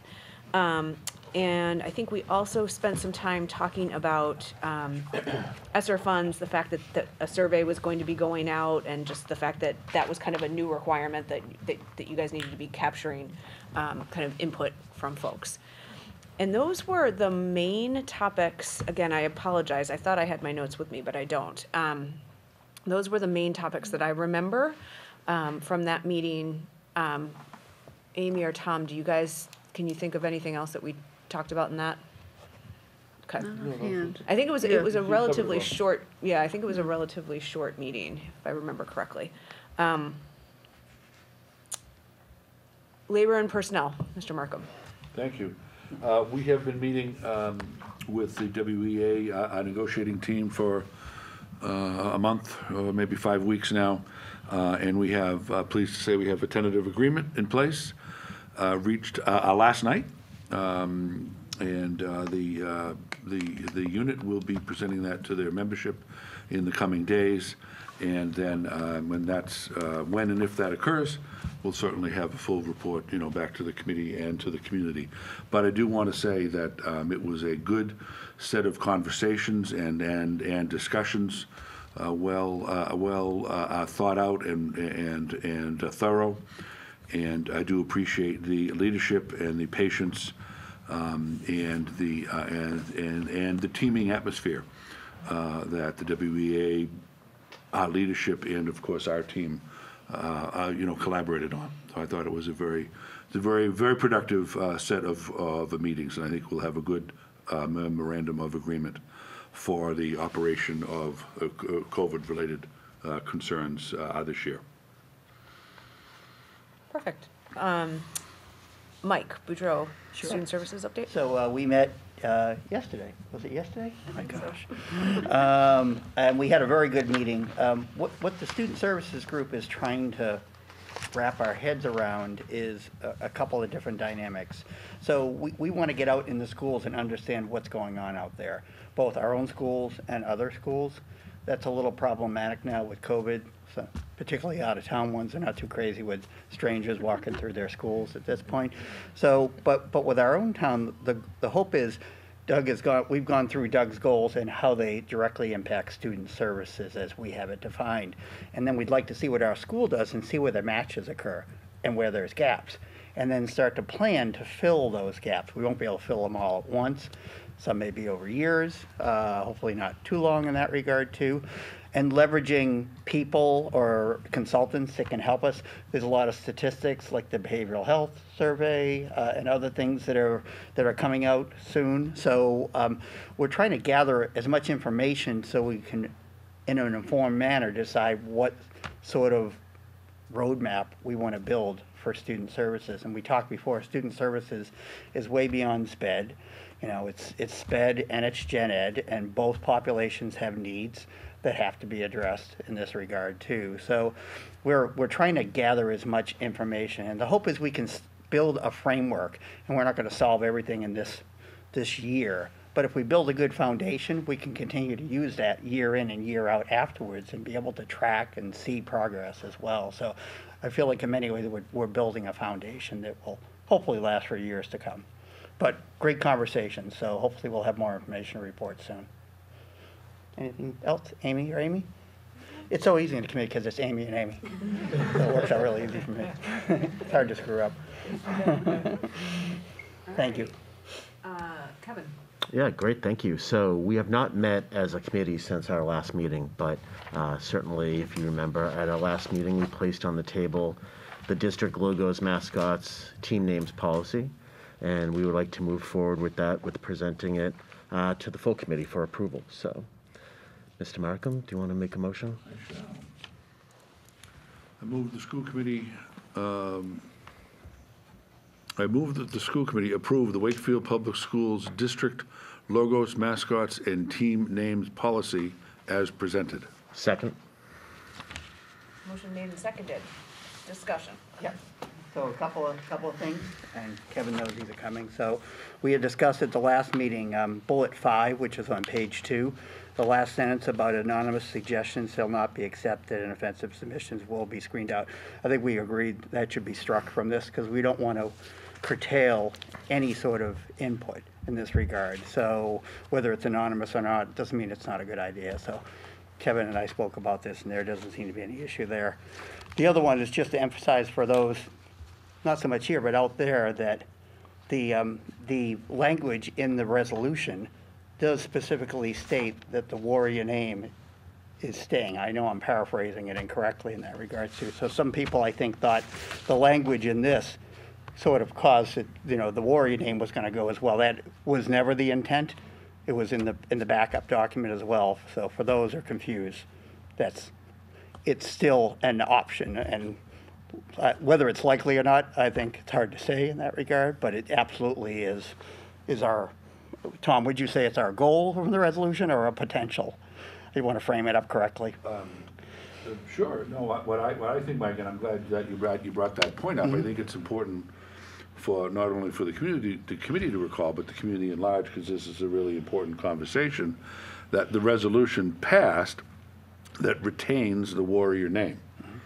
That the warrior name was not part of the elimination that the resolution sought to remove Native American imagery. And specifically, one of the 11 points of the resolution, most people really were only talking about 1 or 2 of the 11 points, but there are 11 points to that, and one of the points specifically retains the warrior name. It's 3. Point number 3. There you go. Yep. Specifically retains the warrior name. So I don't think that anything about this policy, this sort of, to me, more or less states a process at and if an opportunity comes in the future to come up with a new name or mascot or logo for any school, not just the high school or not just a sports team. This sort of outlines that process. I don't think the warrior name really and these things are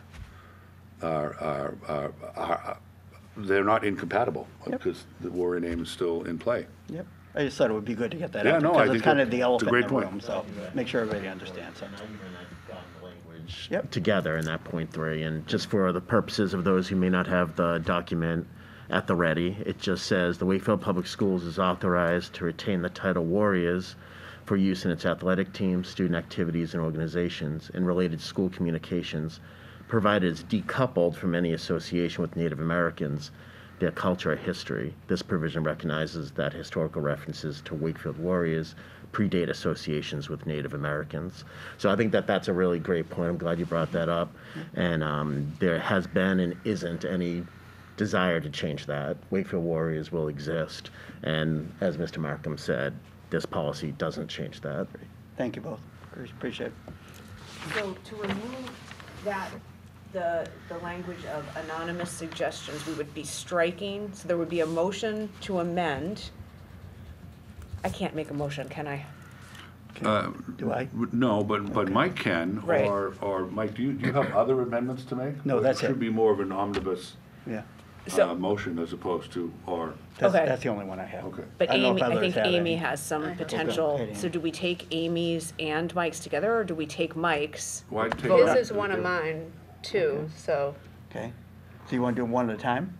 It would be most appropriate to do one at a time. That's what- okay, that's what I was thinking. Every person has a right to Sure. speak Yep. their own. So I make a motion that we strike in bullet 4 of the policy, the statement 3. Anonymous suggestions shall not be accepted and offensive submissions will be screened out. out of the policy? Just a point of clarification. Sure. It's not number 3. I know, It's yeah, yeah, confusing, sorry, yeah, so. yeah. Oh, section 3 stays, I'm sorry. Yeah, the just actual anonymous. language is I just, correct. maybe we'll just read the Sorry language. about, that's right, we talked about it last time. Anonymous Just go from suggestions shall anonymous not be forward. accepted and Yep. offensive submissions will be screened out. That's Right. what you're suggesting is struck. Exactly, yes. Okay.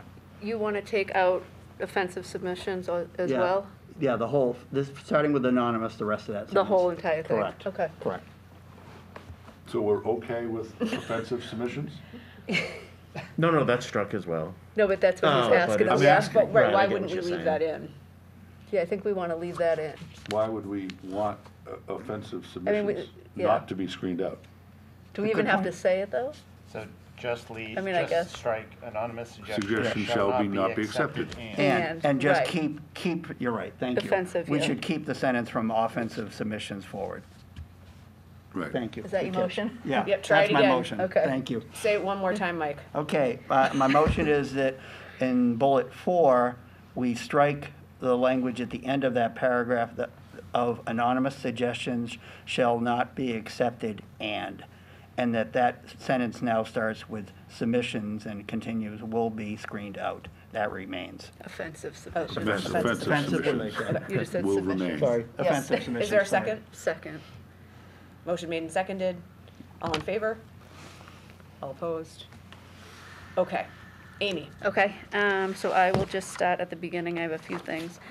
On this second paragraph, when it talks about the names will not be derogatory or offensive to any persons, where it says sex, do we want to say sex instead of or in addition to gender?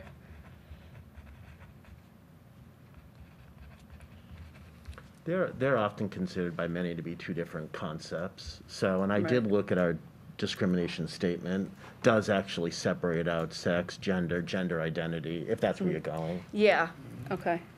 So yeah, I didn't know if you wanted to have it separate or, What does, Kevin, do you have exactly what the language says? From the, Figures I just closed my computer. okay. But it says, it lists out in slightly different order, but in the non-discrimination statement or policy, it indicates sex, gender, gender, identity. As- sexual orientation. as Yep, and that's different in there. things. Yeah. Correct. So the proposal in that one would be to add gender, gender identity, Correct. comma. That sound good? yeah, Okay. that's one, okay. And then all, oh, We could just vote on all orders at once or one at a time? All of them at once. okay. sorry. And then the other thing, do we need to add creed to that as well? I know we have religion in there, but I didn't know if creed is something that we would also include. Can I interrupt here for a minute? Since they're individual ones, if Amy, let's say she has 5 suggestions, but 2 of the 5 we're okay with, we shouldn't wait to do it all at once. We would do it one at a time and vote, wouldn't we? Yeah, because it's not, Sure, we yeah, certainly can. instead Does of that an make- all or yeah. nothing, yeah. Yeah. Let's just do that, because it might actually be faster.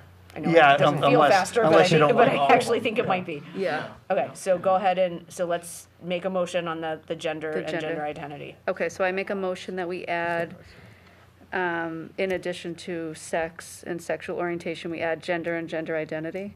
So it reads,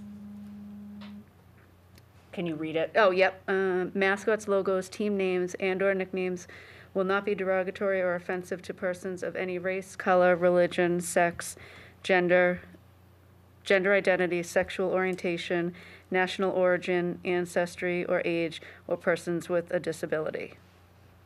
Second. Motion made and seconded. Oh, I forgot discussion last time. Discussion? It's in there, yeah, right. No. All in favor? All opposed? Okay, Okay. so now we're on To creed, do we want to add creed into there? and so what would that be? May Don't I read the ask whole a thing. question? Go ahead. Do you, Doug, might you be looking up this? Maybe the thing to do would be to mirror, Right, we have should have this consistent policy language. mirror our non-discrimination statement, which may include the things that Amy's Yeah. speaking I to. can't remember. Some For things have it, consistency. some don't. Yeah.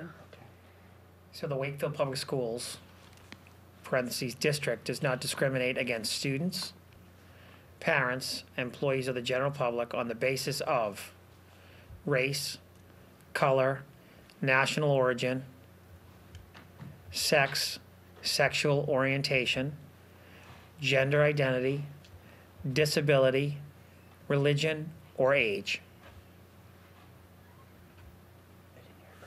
No, I didn't hear creed or, did you say national origin? Yep, Yeah. but Or- not ancestry. Not ancestry. ancestry, Yep. okay. So really, the biggest difference is the order of the words. Is that right? Except we don't have. And national, The school policy had gender and gender identity, right, Yeah. and this one has ancestry. Yeah, right. Are the No, well, so, yeah, no, I think where you might be going, I'm asking, is to have the policies, this one mirror the existing policy. yeah. So I are we think that would be comfortable good. would the motion on the table then be to just use the language from the non-discrimination and harassment policy? That the order and the items that are listed? And are we comfortable with that? It will not have creed in it. It will not have gender in it, but it will have gender identity. And we would take out ancestry. I think, yeah. It's Amy, Amy's are mo- I you- mean, yep. We've already made and approved Amy's I motion. know, we'd have to undo So- it, right? So that's. No, I was asking if they mirrored each other. Yeah, they should. I I wasn't mean, it- suggesting we change anything that Amy's Okay.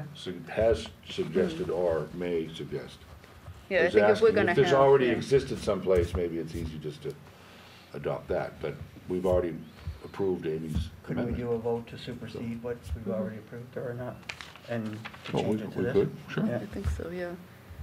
Well, can I make a motion to amend my already approved motion? You can. Okay. Or you could make a motion to withdraw your Oh, all right, yeah, all prior right. amendment and start over. Okay, so I'll make a motion to withdraw my prior motion. We need a second. Second? Okay. Motion made and seconded, discussion, seeing none, all, in favor? Okay, so now, Okay, so now I'm gonna make another motion that is to mirror the harassment policy yes, as Non-discrimination. the non-discrimination portion of the harassment policy. is there a second? Second? Motion made and seconded, discussion? Seeing none, Well, the only thing I would say is in agreeing with Amy, I just think it's nice to be consistent. yeah, I think That consistency is We have policies important. around non-discrimination that have been well vetted in the past. Yeah. And I think probably you guys just forgot to put a couple in here, that's all. And I think Right. it's a great pickup. Yep. Yeah, and that's why I looked it up earlier. Yeah. Yeah. So, All in favor? All opposed?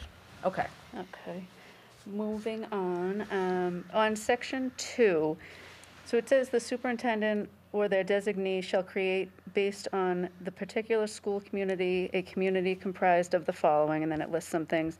Is there a way to put in there that committee has to be an all-inclusive committee, so it can't be, and Doug, I'm just gonna use you because you're the current superintendent. If you had an idea in mind of what you wanted said logo to be, Yeah. and you handpicked people that were gonna agree with you, Yeah. is there a way that we can put it in there so that it says that it's an all-inclusive, that it's gonna be people from everywhere type thing? Like of all sides of an issue? Diverse, yeah. Inclusive, what was the other, But I those think it letters? says, doesn't it say that in the, Not really. It just in says terms school, of who will participate? yeah, it says the school principal or their designee, Yeah, school faculty and staff members, students, school parents, and community members. But it's saying it, that you'll create. So I just want to make sure that we're creating something that's fair and equal to all sides of, you might like yeah. this and somebody else likes this, so making sure that we're including everybody. So what language do you think, That's what I'm trying to figure out. okay. Could you say based on the varied viewpoints of the particular school community? Let me see what It's kind of hard to encapsulate in terms of, I know, you don't I know. necessarily Yeah. know people's opinions Right, until they're part of the That community. would be an issue that hasn't been as That's like, you know, yeah. well vetted, so to speak, or well discussed as this.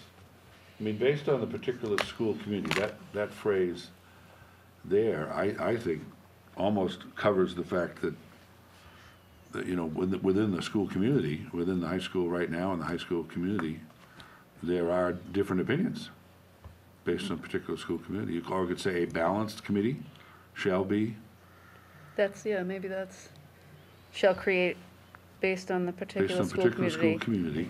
A A balanced balanced committee. committee comprised of the comprised of, following. I like that, Tom. yeah.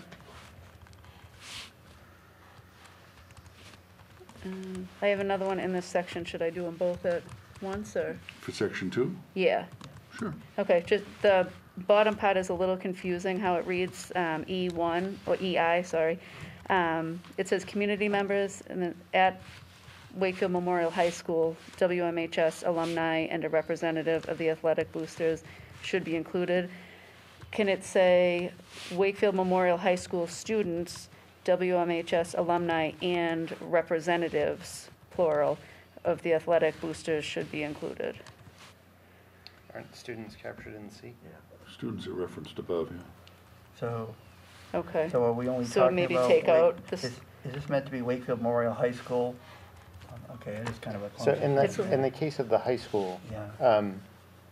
there should be an effort made to sort of include alumni and boosters as part of the, because they seem to have a vested interest, that there's a lot of support coming from those sections of the community. Yeah. And we just wanted to sort of ensure that those Be voices would included. be heard. Okay, I think maybe it's just the way it's worded, it confused me. Yeah. You don't Um, necessarily have like Dole Bear alumni Right, boosters yeah. coming forward. Right. and So. You never know. Well, there are Greenwood alumni. I'll tell you that. no, And I that's know. the Crown Punch, I'll tell you right now. You okay with leaving that, Amy, or? Yeah, should it say representatives, plural, or are we fine with one? Well, it's not necessary because it's community members. Okay, So oh, there okay. could be many. Got you, okay. Yeah, Yep, yeah. okay, so Yep. then I'll leave this one as, I'll make a motion to add in the word balanced in number 2. So the superintendent or their designee, example, a school principal, shall create, based on a particular school community, a committee comprised, A no, balanced committee. thank you, a balanced Yeah, committee yeah. comprised of the following, and then leave A through E as is. Second? Motion made and seconded, discussion? Seeing none, all in favor? All opposed? Okay. That's the one you already took out. And then I have a couple of questions too, maybe for some clarity. On number 5, it says, all proposed school mascot logo, team name or nickname selections and/or changes will be presented to the superintendent for review, and they will make a recommendation to the school committee for final approval. So does that mean that, so the committee gets their 3 favorites and then presents them to the superintendent, and now, does the superintendent pick one of those to present to us, or do they just approve those 3, and then he brings the 3 of those to us for approval? You bring 1 or 3, I guess is, Yeah, yeah. I don't necessarily interpret it that way, but I don't know if the other members of the subcommittee, among the individual committee, they will identify up to 3 potential mascots, logos. I would think that they would present to the superintendent their selection for him to consider. He then would recommend that to us if Those- he concurred. those No, 3? not necessarily. Oh, Like we want, Okay. you know, they can develop a list of up to 3 okay. at the committee level for them to consider. So Okay, that so they're there not could be just one going that in they're with like, this one. is the one we all want, Yeah, I or would that think we all that, agree with, whatever. I think of it in the similar way to say a search committee may have a bunch of, they want to interview up to 3 candidates to consider. They're going to go forward to the superintendent with their recommendation Okay. for who to move forward in the principal search or Okay. whatever. Yes, yeah. So whatever the committee, whether it's 1, 2, or 3, shows to whoever, Doug, superintendent, whoever it is, if he then shows us that 1, 2, or 3. He's not selecting from those 1, 2, or 3, right? Or is It he? could probably work out a number of different ways, but I would think that the committee themselves come up with the logo they want. Right. They talk with the superintendent, he, she, they concur. Okay. And then make the recommendation to us. Okay. Does, I don't know, Mr. Engels or? Yeah, Ms. no, Lambert? that would be it. Okay. And putting the ceiling at 3. At 3, yeah, you don't want 100. Yeah, right. Yeah, okay. Because we don't want to place a superintendent in the position where they're going to be picking one of the 3. Right, yeah. It's That's really where I about the was- community choosing. Right. And really, we're just concurring. A little confused on that one, but now I feel better about that. Okay. So Amy, actually, I think we should modify that, because I don't think that the language is clear. So I think if that, the intent is what you guys just talked about, would it be, again, I can't make a motion, but would it be, because we're saying all proposed school mascot logo, team name, or nickname selections will be presented to the superintendent for review, but I think what I just heard you say is that the working group is supposed to come to the table with their final recommendation, which then the superintendent will make a recommendation to the school committee. I don't, the they, I actually think is confusing, because you don't know, is the they the committee, is, so. I was just using gender inclusive. Yeah, That's right. why the And language throws people off, but that's what the they there meant. That's- It's I- referring to the superintendent. Okay, so I think we should be clear there that, and say, and the superintendent will make a recommendation. Because we don't want anybody thinking that all 3 of those are coming unless the superintendent wants to bring all 3. Right. Right, but at the end of the day, I think we're looking to the working group to bring a final recommendation to the superintendent to review and then to bring to us for final approval. Is that the intent? There could also be a scenario where maybe what if it was a tie? It's Or what if close. it was a, Yeah. Too close and to so call. that the committee could bring to the superintendent 2. Or but, But this Or- says all proposed school and I'm sorry that I'm being very particular No, about no, words, no, but I but think no, it's, so this says all proposed. Which is up to 3. Yep. Which could be 1, 2, or 3. Because that's the All bullet proposed before. doesn't mean 100, it means up to 3 from the prior sentence. Oh, I From the think, prior, if you're looking at 5, I think 5 just means moving forward, sort of proposed changes amongst all the schools, not as it relates to this process, like the step above. Oh. But I think it's Oh. all mascot logo, team, or nickname changes should be presented to the superintendent for review. Oh, Amy, that Oh. answers your other question. Yeah. Oh, okay. So that's how, yeah, that's not at all how I read that. No. Okay. You're reading that as part of 4. Yeah. Yes. Correct. yeah, no, I Because was it's too, right I was after it, reading it that's as why. Yeah. a progression of, as a set of dominoes. Right. 4 happened and then 5 happened. So if you said for all Okay. proposed school mascots, Yep. something like that, then it'd be For clear. all. Yeah, Or something about, for each school. for any or proposal whatever. to change a school mascot, those, Got it. So let me ask the subcommittee members, what did you mean by 5? Yeah. Because I think Susie, Amy, and I interpreted it the same way. So which is wrong from what you guys just, what did you intend to have 5 do? Confuse the committee. Okay, I like that one. Good job. Oh, if that's your intent. So it's not, to me, this document is a progression, like, item number 1 happens first, and then to me, it's linear, it's a process. And 5 is the 5th thing that is the last thing that happens. Once the committee develops its list of 3 potential mascots, or up to 3, they are then presented to the superintendent, who presents them forward. No, you'd be right in the progression of it. Okay, Yes. okay. So but number then- 4 says, number 4 effectively says, the committee shall develop a list of up to 3 potential, recommendations, right? Everything. And then what happens with those recommendations is in 5. Yeah. They're all presented to all the recommendations up to 3 are presented to the superintendent, who in turn reviews and makes a recommendation to the school committee. Yeah. I mean, I'm rewording it, but I Yeah. don't mean to reword it, but that's, So it is actually the superintendent who's deciding. no. If it ever came down to it and it needed to happen, if like I say, Yeah. if that committee came out and this is just a what if it was like a straight split 50-50, then where does that come down? And it would come down at the sort of on the superintendent to sort of make a choice and then present. with their recommendation. Now, the question would be whether or not, let's say it was a 50-50, do both choices come before the greater school committee with the superintendent saying, but this is my choice? Or do they just present one? Why don't you make? So my 2 cents in answering your question, Stephen, is that my thought is the more flexible, I think, the better. Because we can't, while we all may have something in mind that's about to happen, right? So let's not pretend we live in a vacuum. But, say there's something we don't know yet is out there. I think the flexibility allows the superintendent to bring all 3 recommendations forward. Okay. I mean, it depends on to me, it depends on the time. I think to Amy's point earlier, or maybe my extrapolation of it, it's what's going on in that school at that time. Mm-hmm. What's the public stir? Is everyone, So I think it's a point in time where the superintendent could say, hey, 3 great suggestions came forward.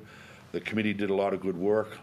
Let's have the community at large, chime in, and let's have the school committee decide. I think the lack of, the flexibility is better than rigidity. Yep, which I think is what you guys were going for, Yeah, right? absolutely. What if you use the term recommendation, but then had parenthetical and S at the end? So it could be one, it could be several. Recommendation or recommendations in some way. So I haven't edited, although I can't make a motion, but let me try, because I wrote it. All proposed school mascot, logo, team name, and or nickname selections and or changes will be presented to the superintendent with the group's recommendation. I was going to leave it at that. And the superintendent will review and make a recommendation to the school committee for final approval.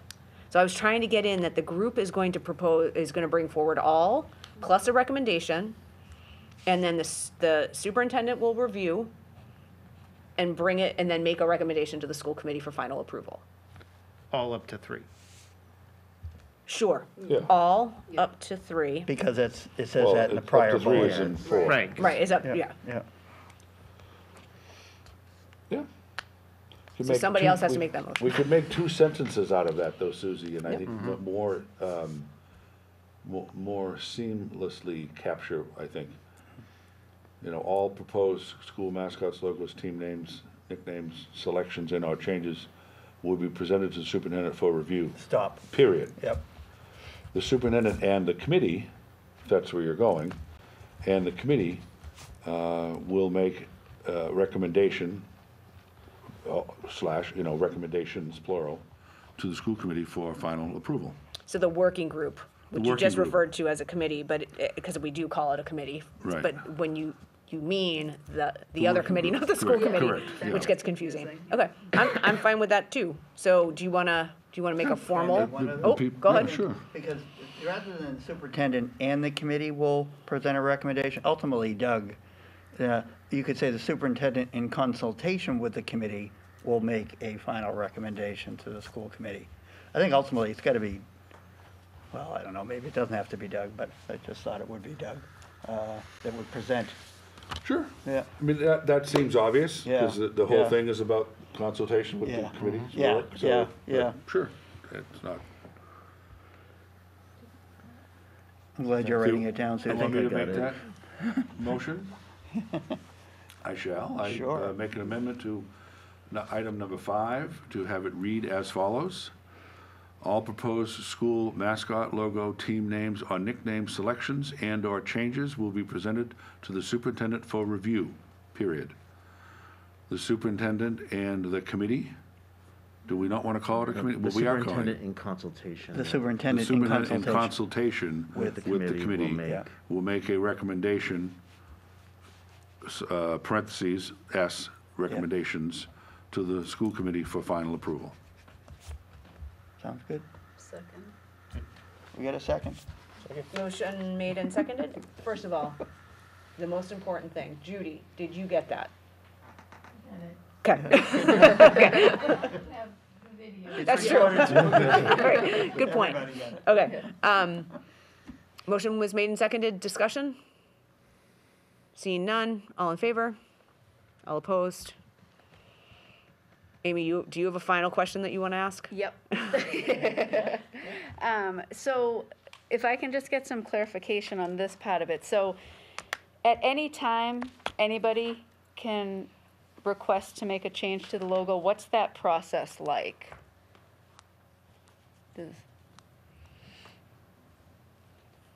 I think what we envisioned was, it's an organic process.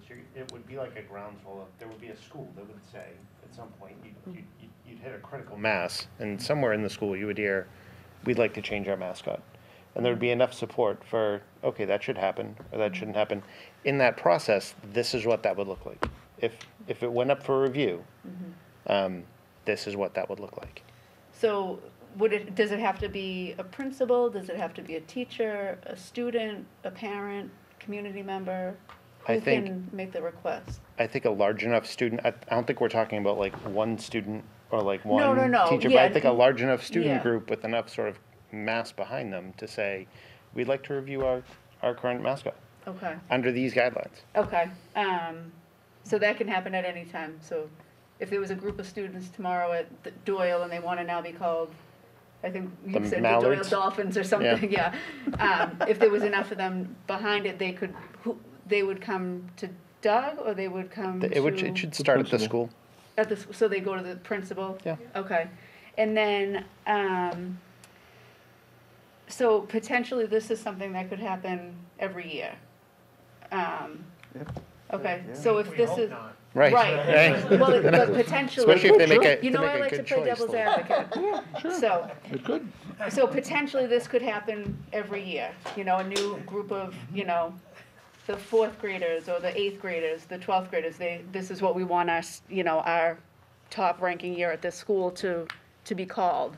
So who in turn would have to pay for all of that if things are being changed? So if, I think you would look at it as the same way as in the resolution. It would be a thing that would be phased out.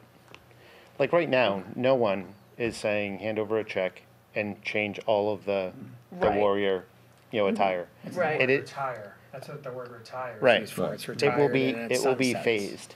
In that same breath, it will be phased. okay. It'll be a boon to the Spirit Wear folks. They'll every time, Right, yeah. Well, that's what's happening. right? I think, to Stephen, to your point, that's what's happening now, is there's no bonfire of uniforms. Right. Things, when in the course of time, new things are being ordered, they were ordered with the new logo on it, not destroying any existing, still functioning attire. And Amy, Doug would have the ability, or the superintendent in place would have the ability to question the students about the kind of the why and the cost, and do you understand what it's gonna take, and that it's gonna take time for it to retire, right? That, I think that would be part of the conversation if someone brought that forward to say, what does this mean if we were to change this, and what's the why behind it? And does everybody kind of understand what it's gonna take to change a logo? And that we're not going to just, now granted, it's not like the Doyle Duckling is kind of all over the place that you'd have to worry about Right. kind of how to replace those things. But Right. but it is, I think that would also be part of the conversation of, these are the things you need to consider when you think about kind of making this request. Okay. Well, I think just as opposed, with the nickname thing, I guess. So say the seniors wanted to be called the Senior Slayers. I'm just throwing something silly out there. That to me would be a nickname, but if they wanted to do something like that, are they gonna have to go through this process to have, they wanna have stuff made, they wanna go through the school, do a fundraiser, do whatever they wanna do? Is that gonna have to fall underneath this guideline? So I think if they want to go off and do their own thing, XYZ Green Neighborhood wants to be the whatevers, they can do whatever they want. It's only, Right, we're not looking to micromanage. Yeah. We will provide guidance if it's, overly creative, or, it's Or offensive, but we're not up for offensive. That's what I mean by overly creative. Yeah. Okay. Sorry, I'm not clear in my communication. No. Okay, I just wanna put that out there. Okay. Cool. Can I just say, following up on Amy's point, I think number 2, I think articulates a serious enough process and group of people, a balanced group of people that are gonna say, you know, that this shouldn't be, you know, taken lightly. You know, this is a serious process, and if whoever initiates it, and it would need to come forward with enough of a serious tone that it's not something that's offensive or immature or inappropriate. So hopefully, the group of people that would be designated to sort of monitor that process would also keep in check, is this fair and reasonable, and or is this just petty? Okay, and what do you think would be if, you know, the high school wanted to change and they create a new logo, how many students or teachers or that group that's coming to present, look, this is the idea we have, this is our backing that we have behind us? Is there a number? Is there a? It's up to the discretion of either the superintendent or their designee. So Okay. there's no numbers attached to this. It could be a huge group, could be a really intimate group. It Okay. all depends. So as long as they come and they're prepared and they say, this is our ideas, we want to get this group together, we have these people. Okay. Although it does say in number 2, the last sentence reads, superintendent or designee shall make every effort to have current Wakefield Public School students represent a majority of the committee membership. Mm-hmm. So if there are, you know, 10 people on the committee, it's probably too low of a number, but say, you know, obviously 6 of them have to be students. Right.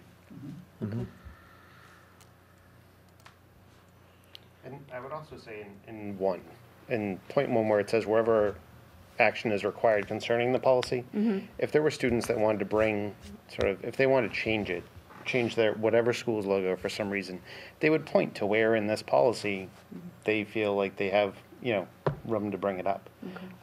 Or they could just say, you know, we just want to change it. And by virtue of even like a review on that, you know, if there was enough folks that wanted to review it, they could just form, you know, a committee as outlined. Okay. And their existing one could be part of the process, whether or not they want to retire what they currently had. Okay. And that could be a discussion. Okay. Sounds good. So do we need to approve the whole We do. policy? I would think Now so. that we've, Yeah. okay, Now that we've butchered it. Yeah. All that hard work.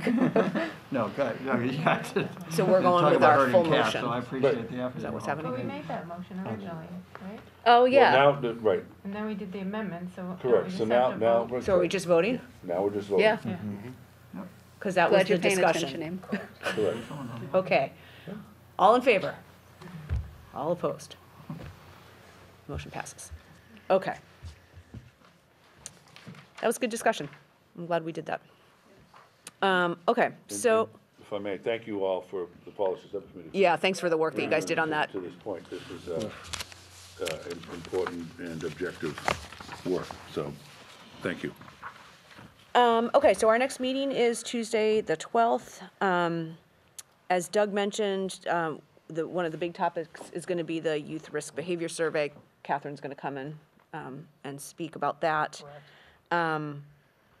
I think we talked a lot about some other upcoming agenda items. One that I wanted to mention, and then if anybody else has any that we need to just get on our radar, we have not yet talked about the MCAS results that were shared in the newspaper, I think, last week. Second meeting in October. Okay, second meeting in October. Okay, so that's going to be the 26th. Correct. Okay. Anybody else have additional topics? Stephen? We once talked about maybe we could get a tech update Sure. with Jeff. Okay, we'll get that on the list. And Michael? The vaccination topic we talked about. Yes. 'Cause that's Yeah, gonna so be that's just going to before have we to can- be the same yeah. day as youth. That'll be the 14th. That'll be the Yeah. 14th. I did Is it I the did write that 14th or down. the 12th? It's actually the Great. 12th. 12th, I'm sorry. So, yep, it's the 12th. Thank you. Yeah. So we'll have two topics that we know of for the 12th. Is the ESSER survey data going to be on the 12th also? Or We will be reporting just on the status of the grant application, Okay, right, and what the priorities were. okay, perfect. Anybody else? Amy? CPAC? Oh, The CPAC. CPAC, We said Yes, the you 12th did request because that. that works out with both the chairs' schedules. I'm sorry, say that again? We had emailed about the date, the 12th, because it worked out with their schedules, the co-chairs. Right. Okay. It won't be, I don't think, a long presentation. So. That'd be good.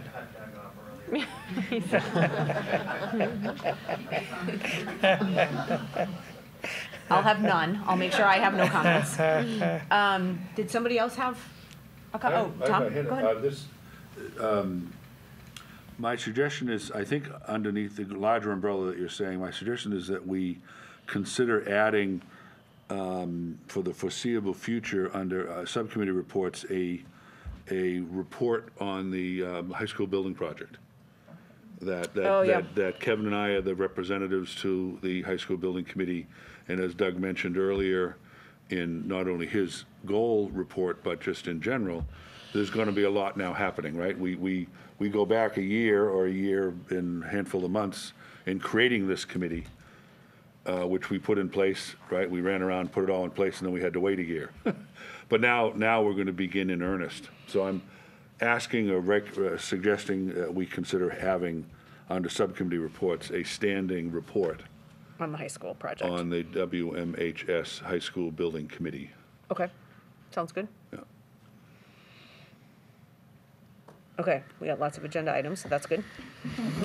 School committee comments. Amy Lehman, oh, yes? So we have a meeting the 12th, and then the 21st is the tri-board meeting, right? Yes? Do we contribute to that agenda, or is that? No, that's run by Mr. Mayo. Okay. We do have some say in what we're reporting in that agenda. Yes. Okay. But it's typically kind of the same kinds of, like, we don't choose the agenda topic items, do we? I feel like Well, it's kind I of think set. We report from the school side on kind of what our work has been, what our priorities are. So we have three or two of these this will be our third tri-board meeting. In the last two, they have asked for a slide deck from schools. We provide that information, they just put it in. So we do provide some information. Is there something that you would like to have in there? No, I was just curious if we were collectively going to decide what to present, or if. It's a pretty set, I feel like, when I say it, we presented the same kinds of things the last couple of years, because it's a discussion about, if I remember correctly, kind of where we are from a finance perspective, right? So the finance committee is kind of giving their perspective, we're giving our perspective on priorities and kind of what's going on for us from but it's the idea of getting kind of everybody aligned on what's going on in town financially, what do we need from a school, and making sure that we're just all communicating. Doug, would you agree? I would agree. Okay. I would agree. We won't have any appointments? People left the school committee, we have to appoint people to replace Oh, them. did we do that at the last one? Yep. Yeah, We sure okay. did, yeah. I But forgot no- about that. You were getting Nobody one go of them. anywhere if we're gonna get out on time. I forgot about that, yeah. Okay, so we will have a meeting on the 12th, we will have a meeting on the 21st, and then we will have a meeting on the 26th. So the 21st, I think, is a Thursday night. It is. The tri-board. Yeah, and then the meeting on the 26th. Okay, I just want to make sure I had all the dates right for Yep, October. no, I'm glad, thank you for bringing that up, Amy. Okay, now, Amy, Lehman, comments? I'll just quickly, I attended the Galvin Back to School night. It was my first one. And I had heard stories like the in-person one. I guess you used to have to wait outside the teacher's room and wait in line. So I have to say the virtual one I thought ran very smoothly. I didn't catch the last piece of it because I was here. But they each had, the specialists had slides to present. Then the teachers came on. I enjoyed it. You got to see each of the teachers. You got the information. They didn't allow comments just because there were hundreds on the call, which I respect, and they were just open if you email them. So I just want to thank everyone who creatively put that together, because I know sometimes in person is wonderful, but given what we have to work with, it went off really well. So thank you. Thank you for the feedback. Yeah. Kevin? Just real briefly, we've been and we'll continue to get updates about COVID, and just knowing what the impact is on the staff and faculty who have to prepare and support students and create learning environments for them, and just want to acknowledge all the hard work that the staff and faculty are doing and will continue to do this year, and probably for the future, however long this kind of lasts. But it's a lot of work, and the experience that I've heard about anecdotally from people who've gone through it have been very appreciative. So just want to kind of extend my appreciation as well. Thank you. Amy? I just want to plug an event. The Wakefield Metco Family Partnership Program is doing a bowling day on 10/16 at Boston Bowl in Dorchester, and should be a fun event. Thanks, Amy. Mike? So I'm the school committee representative on Wakefield Vision. That is now morphing into Wakefield Master Plan. It was suggested if anyone would like to be involved in the town's master plan, so the Wakefield Vision kind of gave us some areas of needs and potential opportunities for improvement. Now it's really just trying to plan out a project plan of sorts. We're going to work on this, that, and this. So if anybody is interested in participating in that process, I suspect that, I don't know the timetable off the top of my head. I imagine it will be for a while. But the commitment's not too bad. You might meet once every month-ish. It's not very often. So if anybody's interested in participating, they're taking candidates. I guess they're going to choose ultimately who's going to be on the committee. I'm not sure. You're on it from the planning board. Zoning board. Zoning board, excuse me. But if you're interested, let me know. That's it. It's a wild times. I'll tell you. Stephen? I just wanted to say thank you to everyone that's been working on sort of the diversity curriculum and the inclusive nature to it. It feels like the environment's been a little charged lately from some of the incidents that came up earlier in the meeting, and just knowing how many people are working on it, passing policy, setting curriculum, just knowing where everyone's looking and how we're addressing things.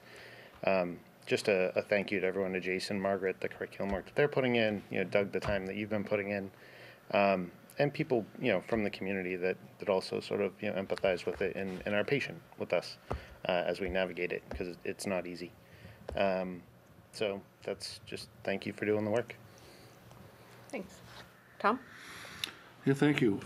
Sort of following on Stephen's point, a couple things I just wanted to say as appreciations, as well as sort of a public acknowledgement, at least from me. We still have a lot of work to do, right? We're pretty disappointed in our community, or at least in some members of the community that have chosen to make some poor racial decisions and decisions of intolerance. We find that unacceptable. But I'm pleased to hear, and with the level of seriousness and maturity and timeliness that the administration, that Doug and Carr and the principals are really reacting to. That is a sense of relief and a sense of being pleased. I really appreciate the fact that there's some difficult conversations to be had. We've talked about difficult conversations around this table before. I'm sure, at our next meeting when we hear from Catherine and around some of the concerns with regard to the survey for the health survey, we're gonna have to have another set of different types of difficult conversations. And the more that we talk about them publicly, I think the more we give them a good airing, even if they are difficult times, and even if they are showing some of the scars that the community may have. I think we'll be better for it in the end. I think, at the end of the day, these things aren't how we treat each other. And I think that's an important, very big picture conversation about how we want to treat each other, regardless of our points of view about anything. There are ways to live in our community and ways to be a community and treat each other well. One of the things that I would like to, and I know obviously the principal is no longer with us, but Doug, if you could pass along for me, one of the things that she said tonight, one of the many things she said tonight was very impressive to me, and it really struck home in my heart, frankly, is her saying that, Wakefield Memorial High School is their student space. the next thing she said was, it's their second home. That's so true. I think we often let that pass without, the school can be such an important community place for students that may be having a difficult time, whether it's one day or 1 month or 1 year. A school is a place of grounding. A school is a place of welcomeness and inclusion. A school is a place of a second or sometimes first most trusted adult. All of those things came to mind when the principal said those words, and it's just very important to hear that, and I think the community needs to hear that. It was very, very meaningful to me, and I wanted, if you could, compliment the principal that being the mindset is, I think, is critically important for the work that we have to do ahead. Thank you. So I will close with, I think we had at least one, if not two, youth council members on the meeting tonight. Ali, and I don't know Ali's last name, which I'm Atui, I believe, maybe? No. Girl. Nope, that's Layla. Okay. Nope, so this is Ali, I will get his last name, and Jenna Farber, I think are two of our representatives from the youth council who liaison into the school committee. I met with Ali last Friday and spent some time talking with him about the things that they're interested in and kind of what they're doing on the youth council side. Talked to him about how he could attend meetings and that I'll share agendas with him ahead of time and kind of try to help guide which meetings may make more sense than others to attend, and that he and Jenna would let me know when they believe that they have something that they'd like to come and give us an update on. And then similarly, I spoke with a student today who is thinking about putting her name in for being the high school student reps, which I believe is like those applications are due this week. And so the good news is we're going to have students kind of on our Zooms in the coming weeks, and did tonight. I can't imagine that Ali and Jenna are still on. And that we just need to think as a committee of how we leverage them and how we kind of listen to their voices and how we bring them into the discussion. It is, I will say, a little bit harder on Zoom because I'm not, like, I don't know for sure kind of when they were here. And so we got to figure that out so that we can know that they're visible and here because they are kind of an extension of our committee. But I did just want to mention that that is starting to happen and that we should expect to see student kind of liaisons and representatives both from the high school and from town kind of coming to our meetings. I wonder if student reps could join us in the studio and then leave. Yeah, we should absolutely kind of encourage that, yes. If we get them in at the beginning of our agenda, they could get done. Yeah, and right? Yeah, that's what we used to do with having them here, I mean, they won't get lost in the. Yeah. So I can certainly kind of float that with Ali and Jenna. And then I think as the student reps kind of get identified at the high school, then we can certainly have that conversation. Great. Cool. I think that's it. So I think we can make a motion to close the meeting, Mr. Markham? I make a motion that the school committee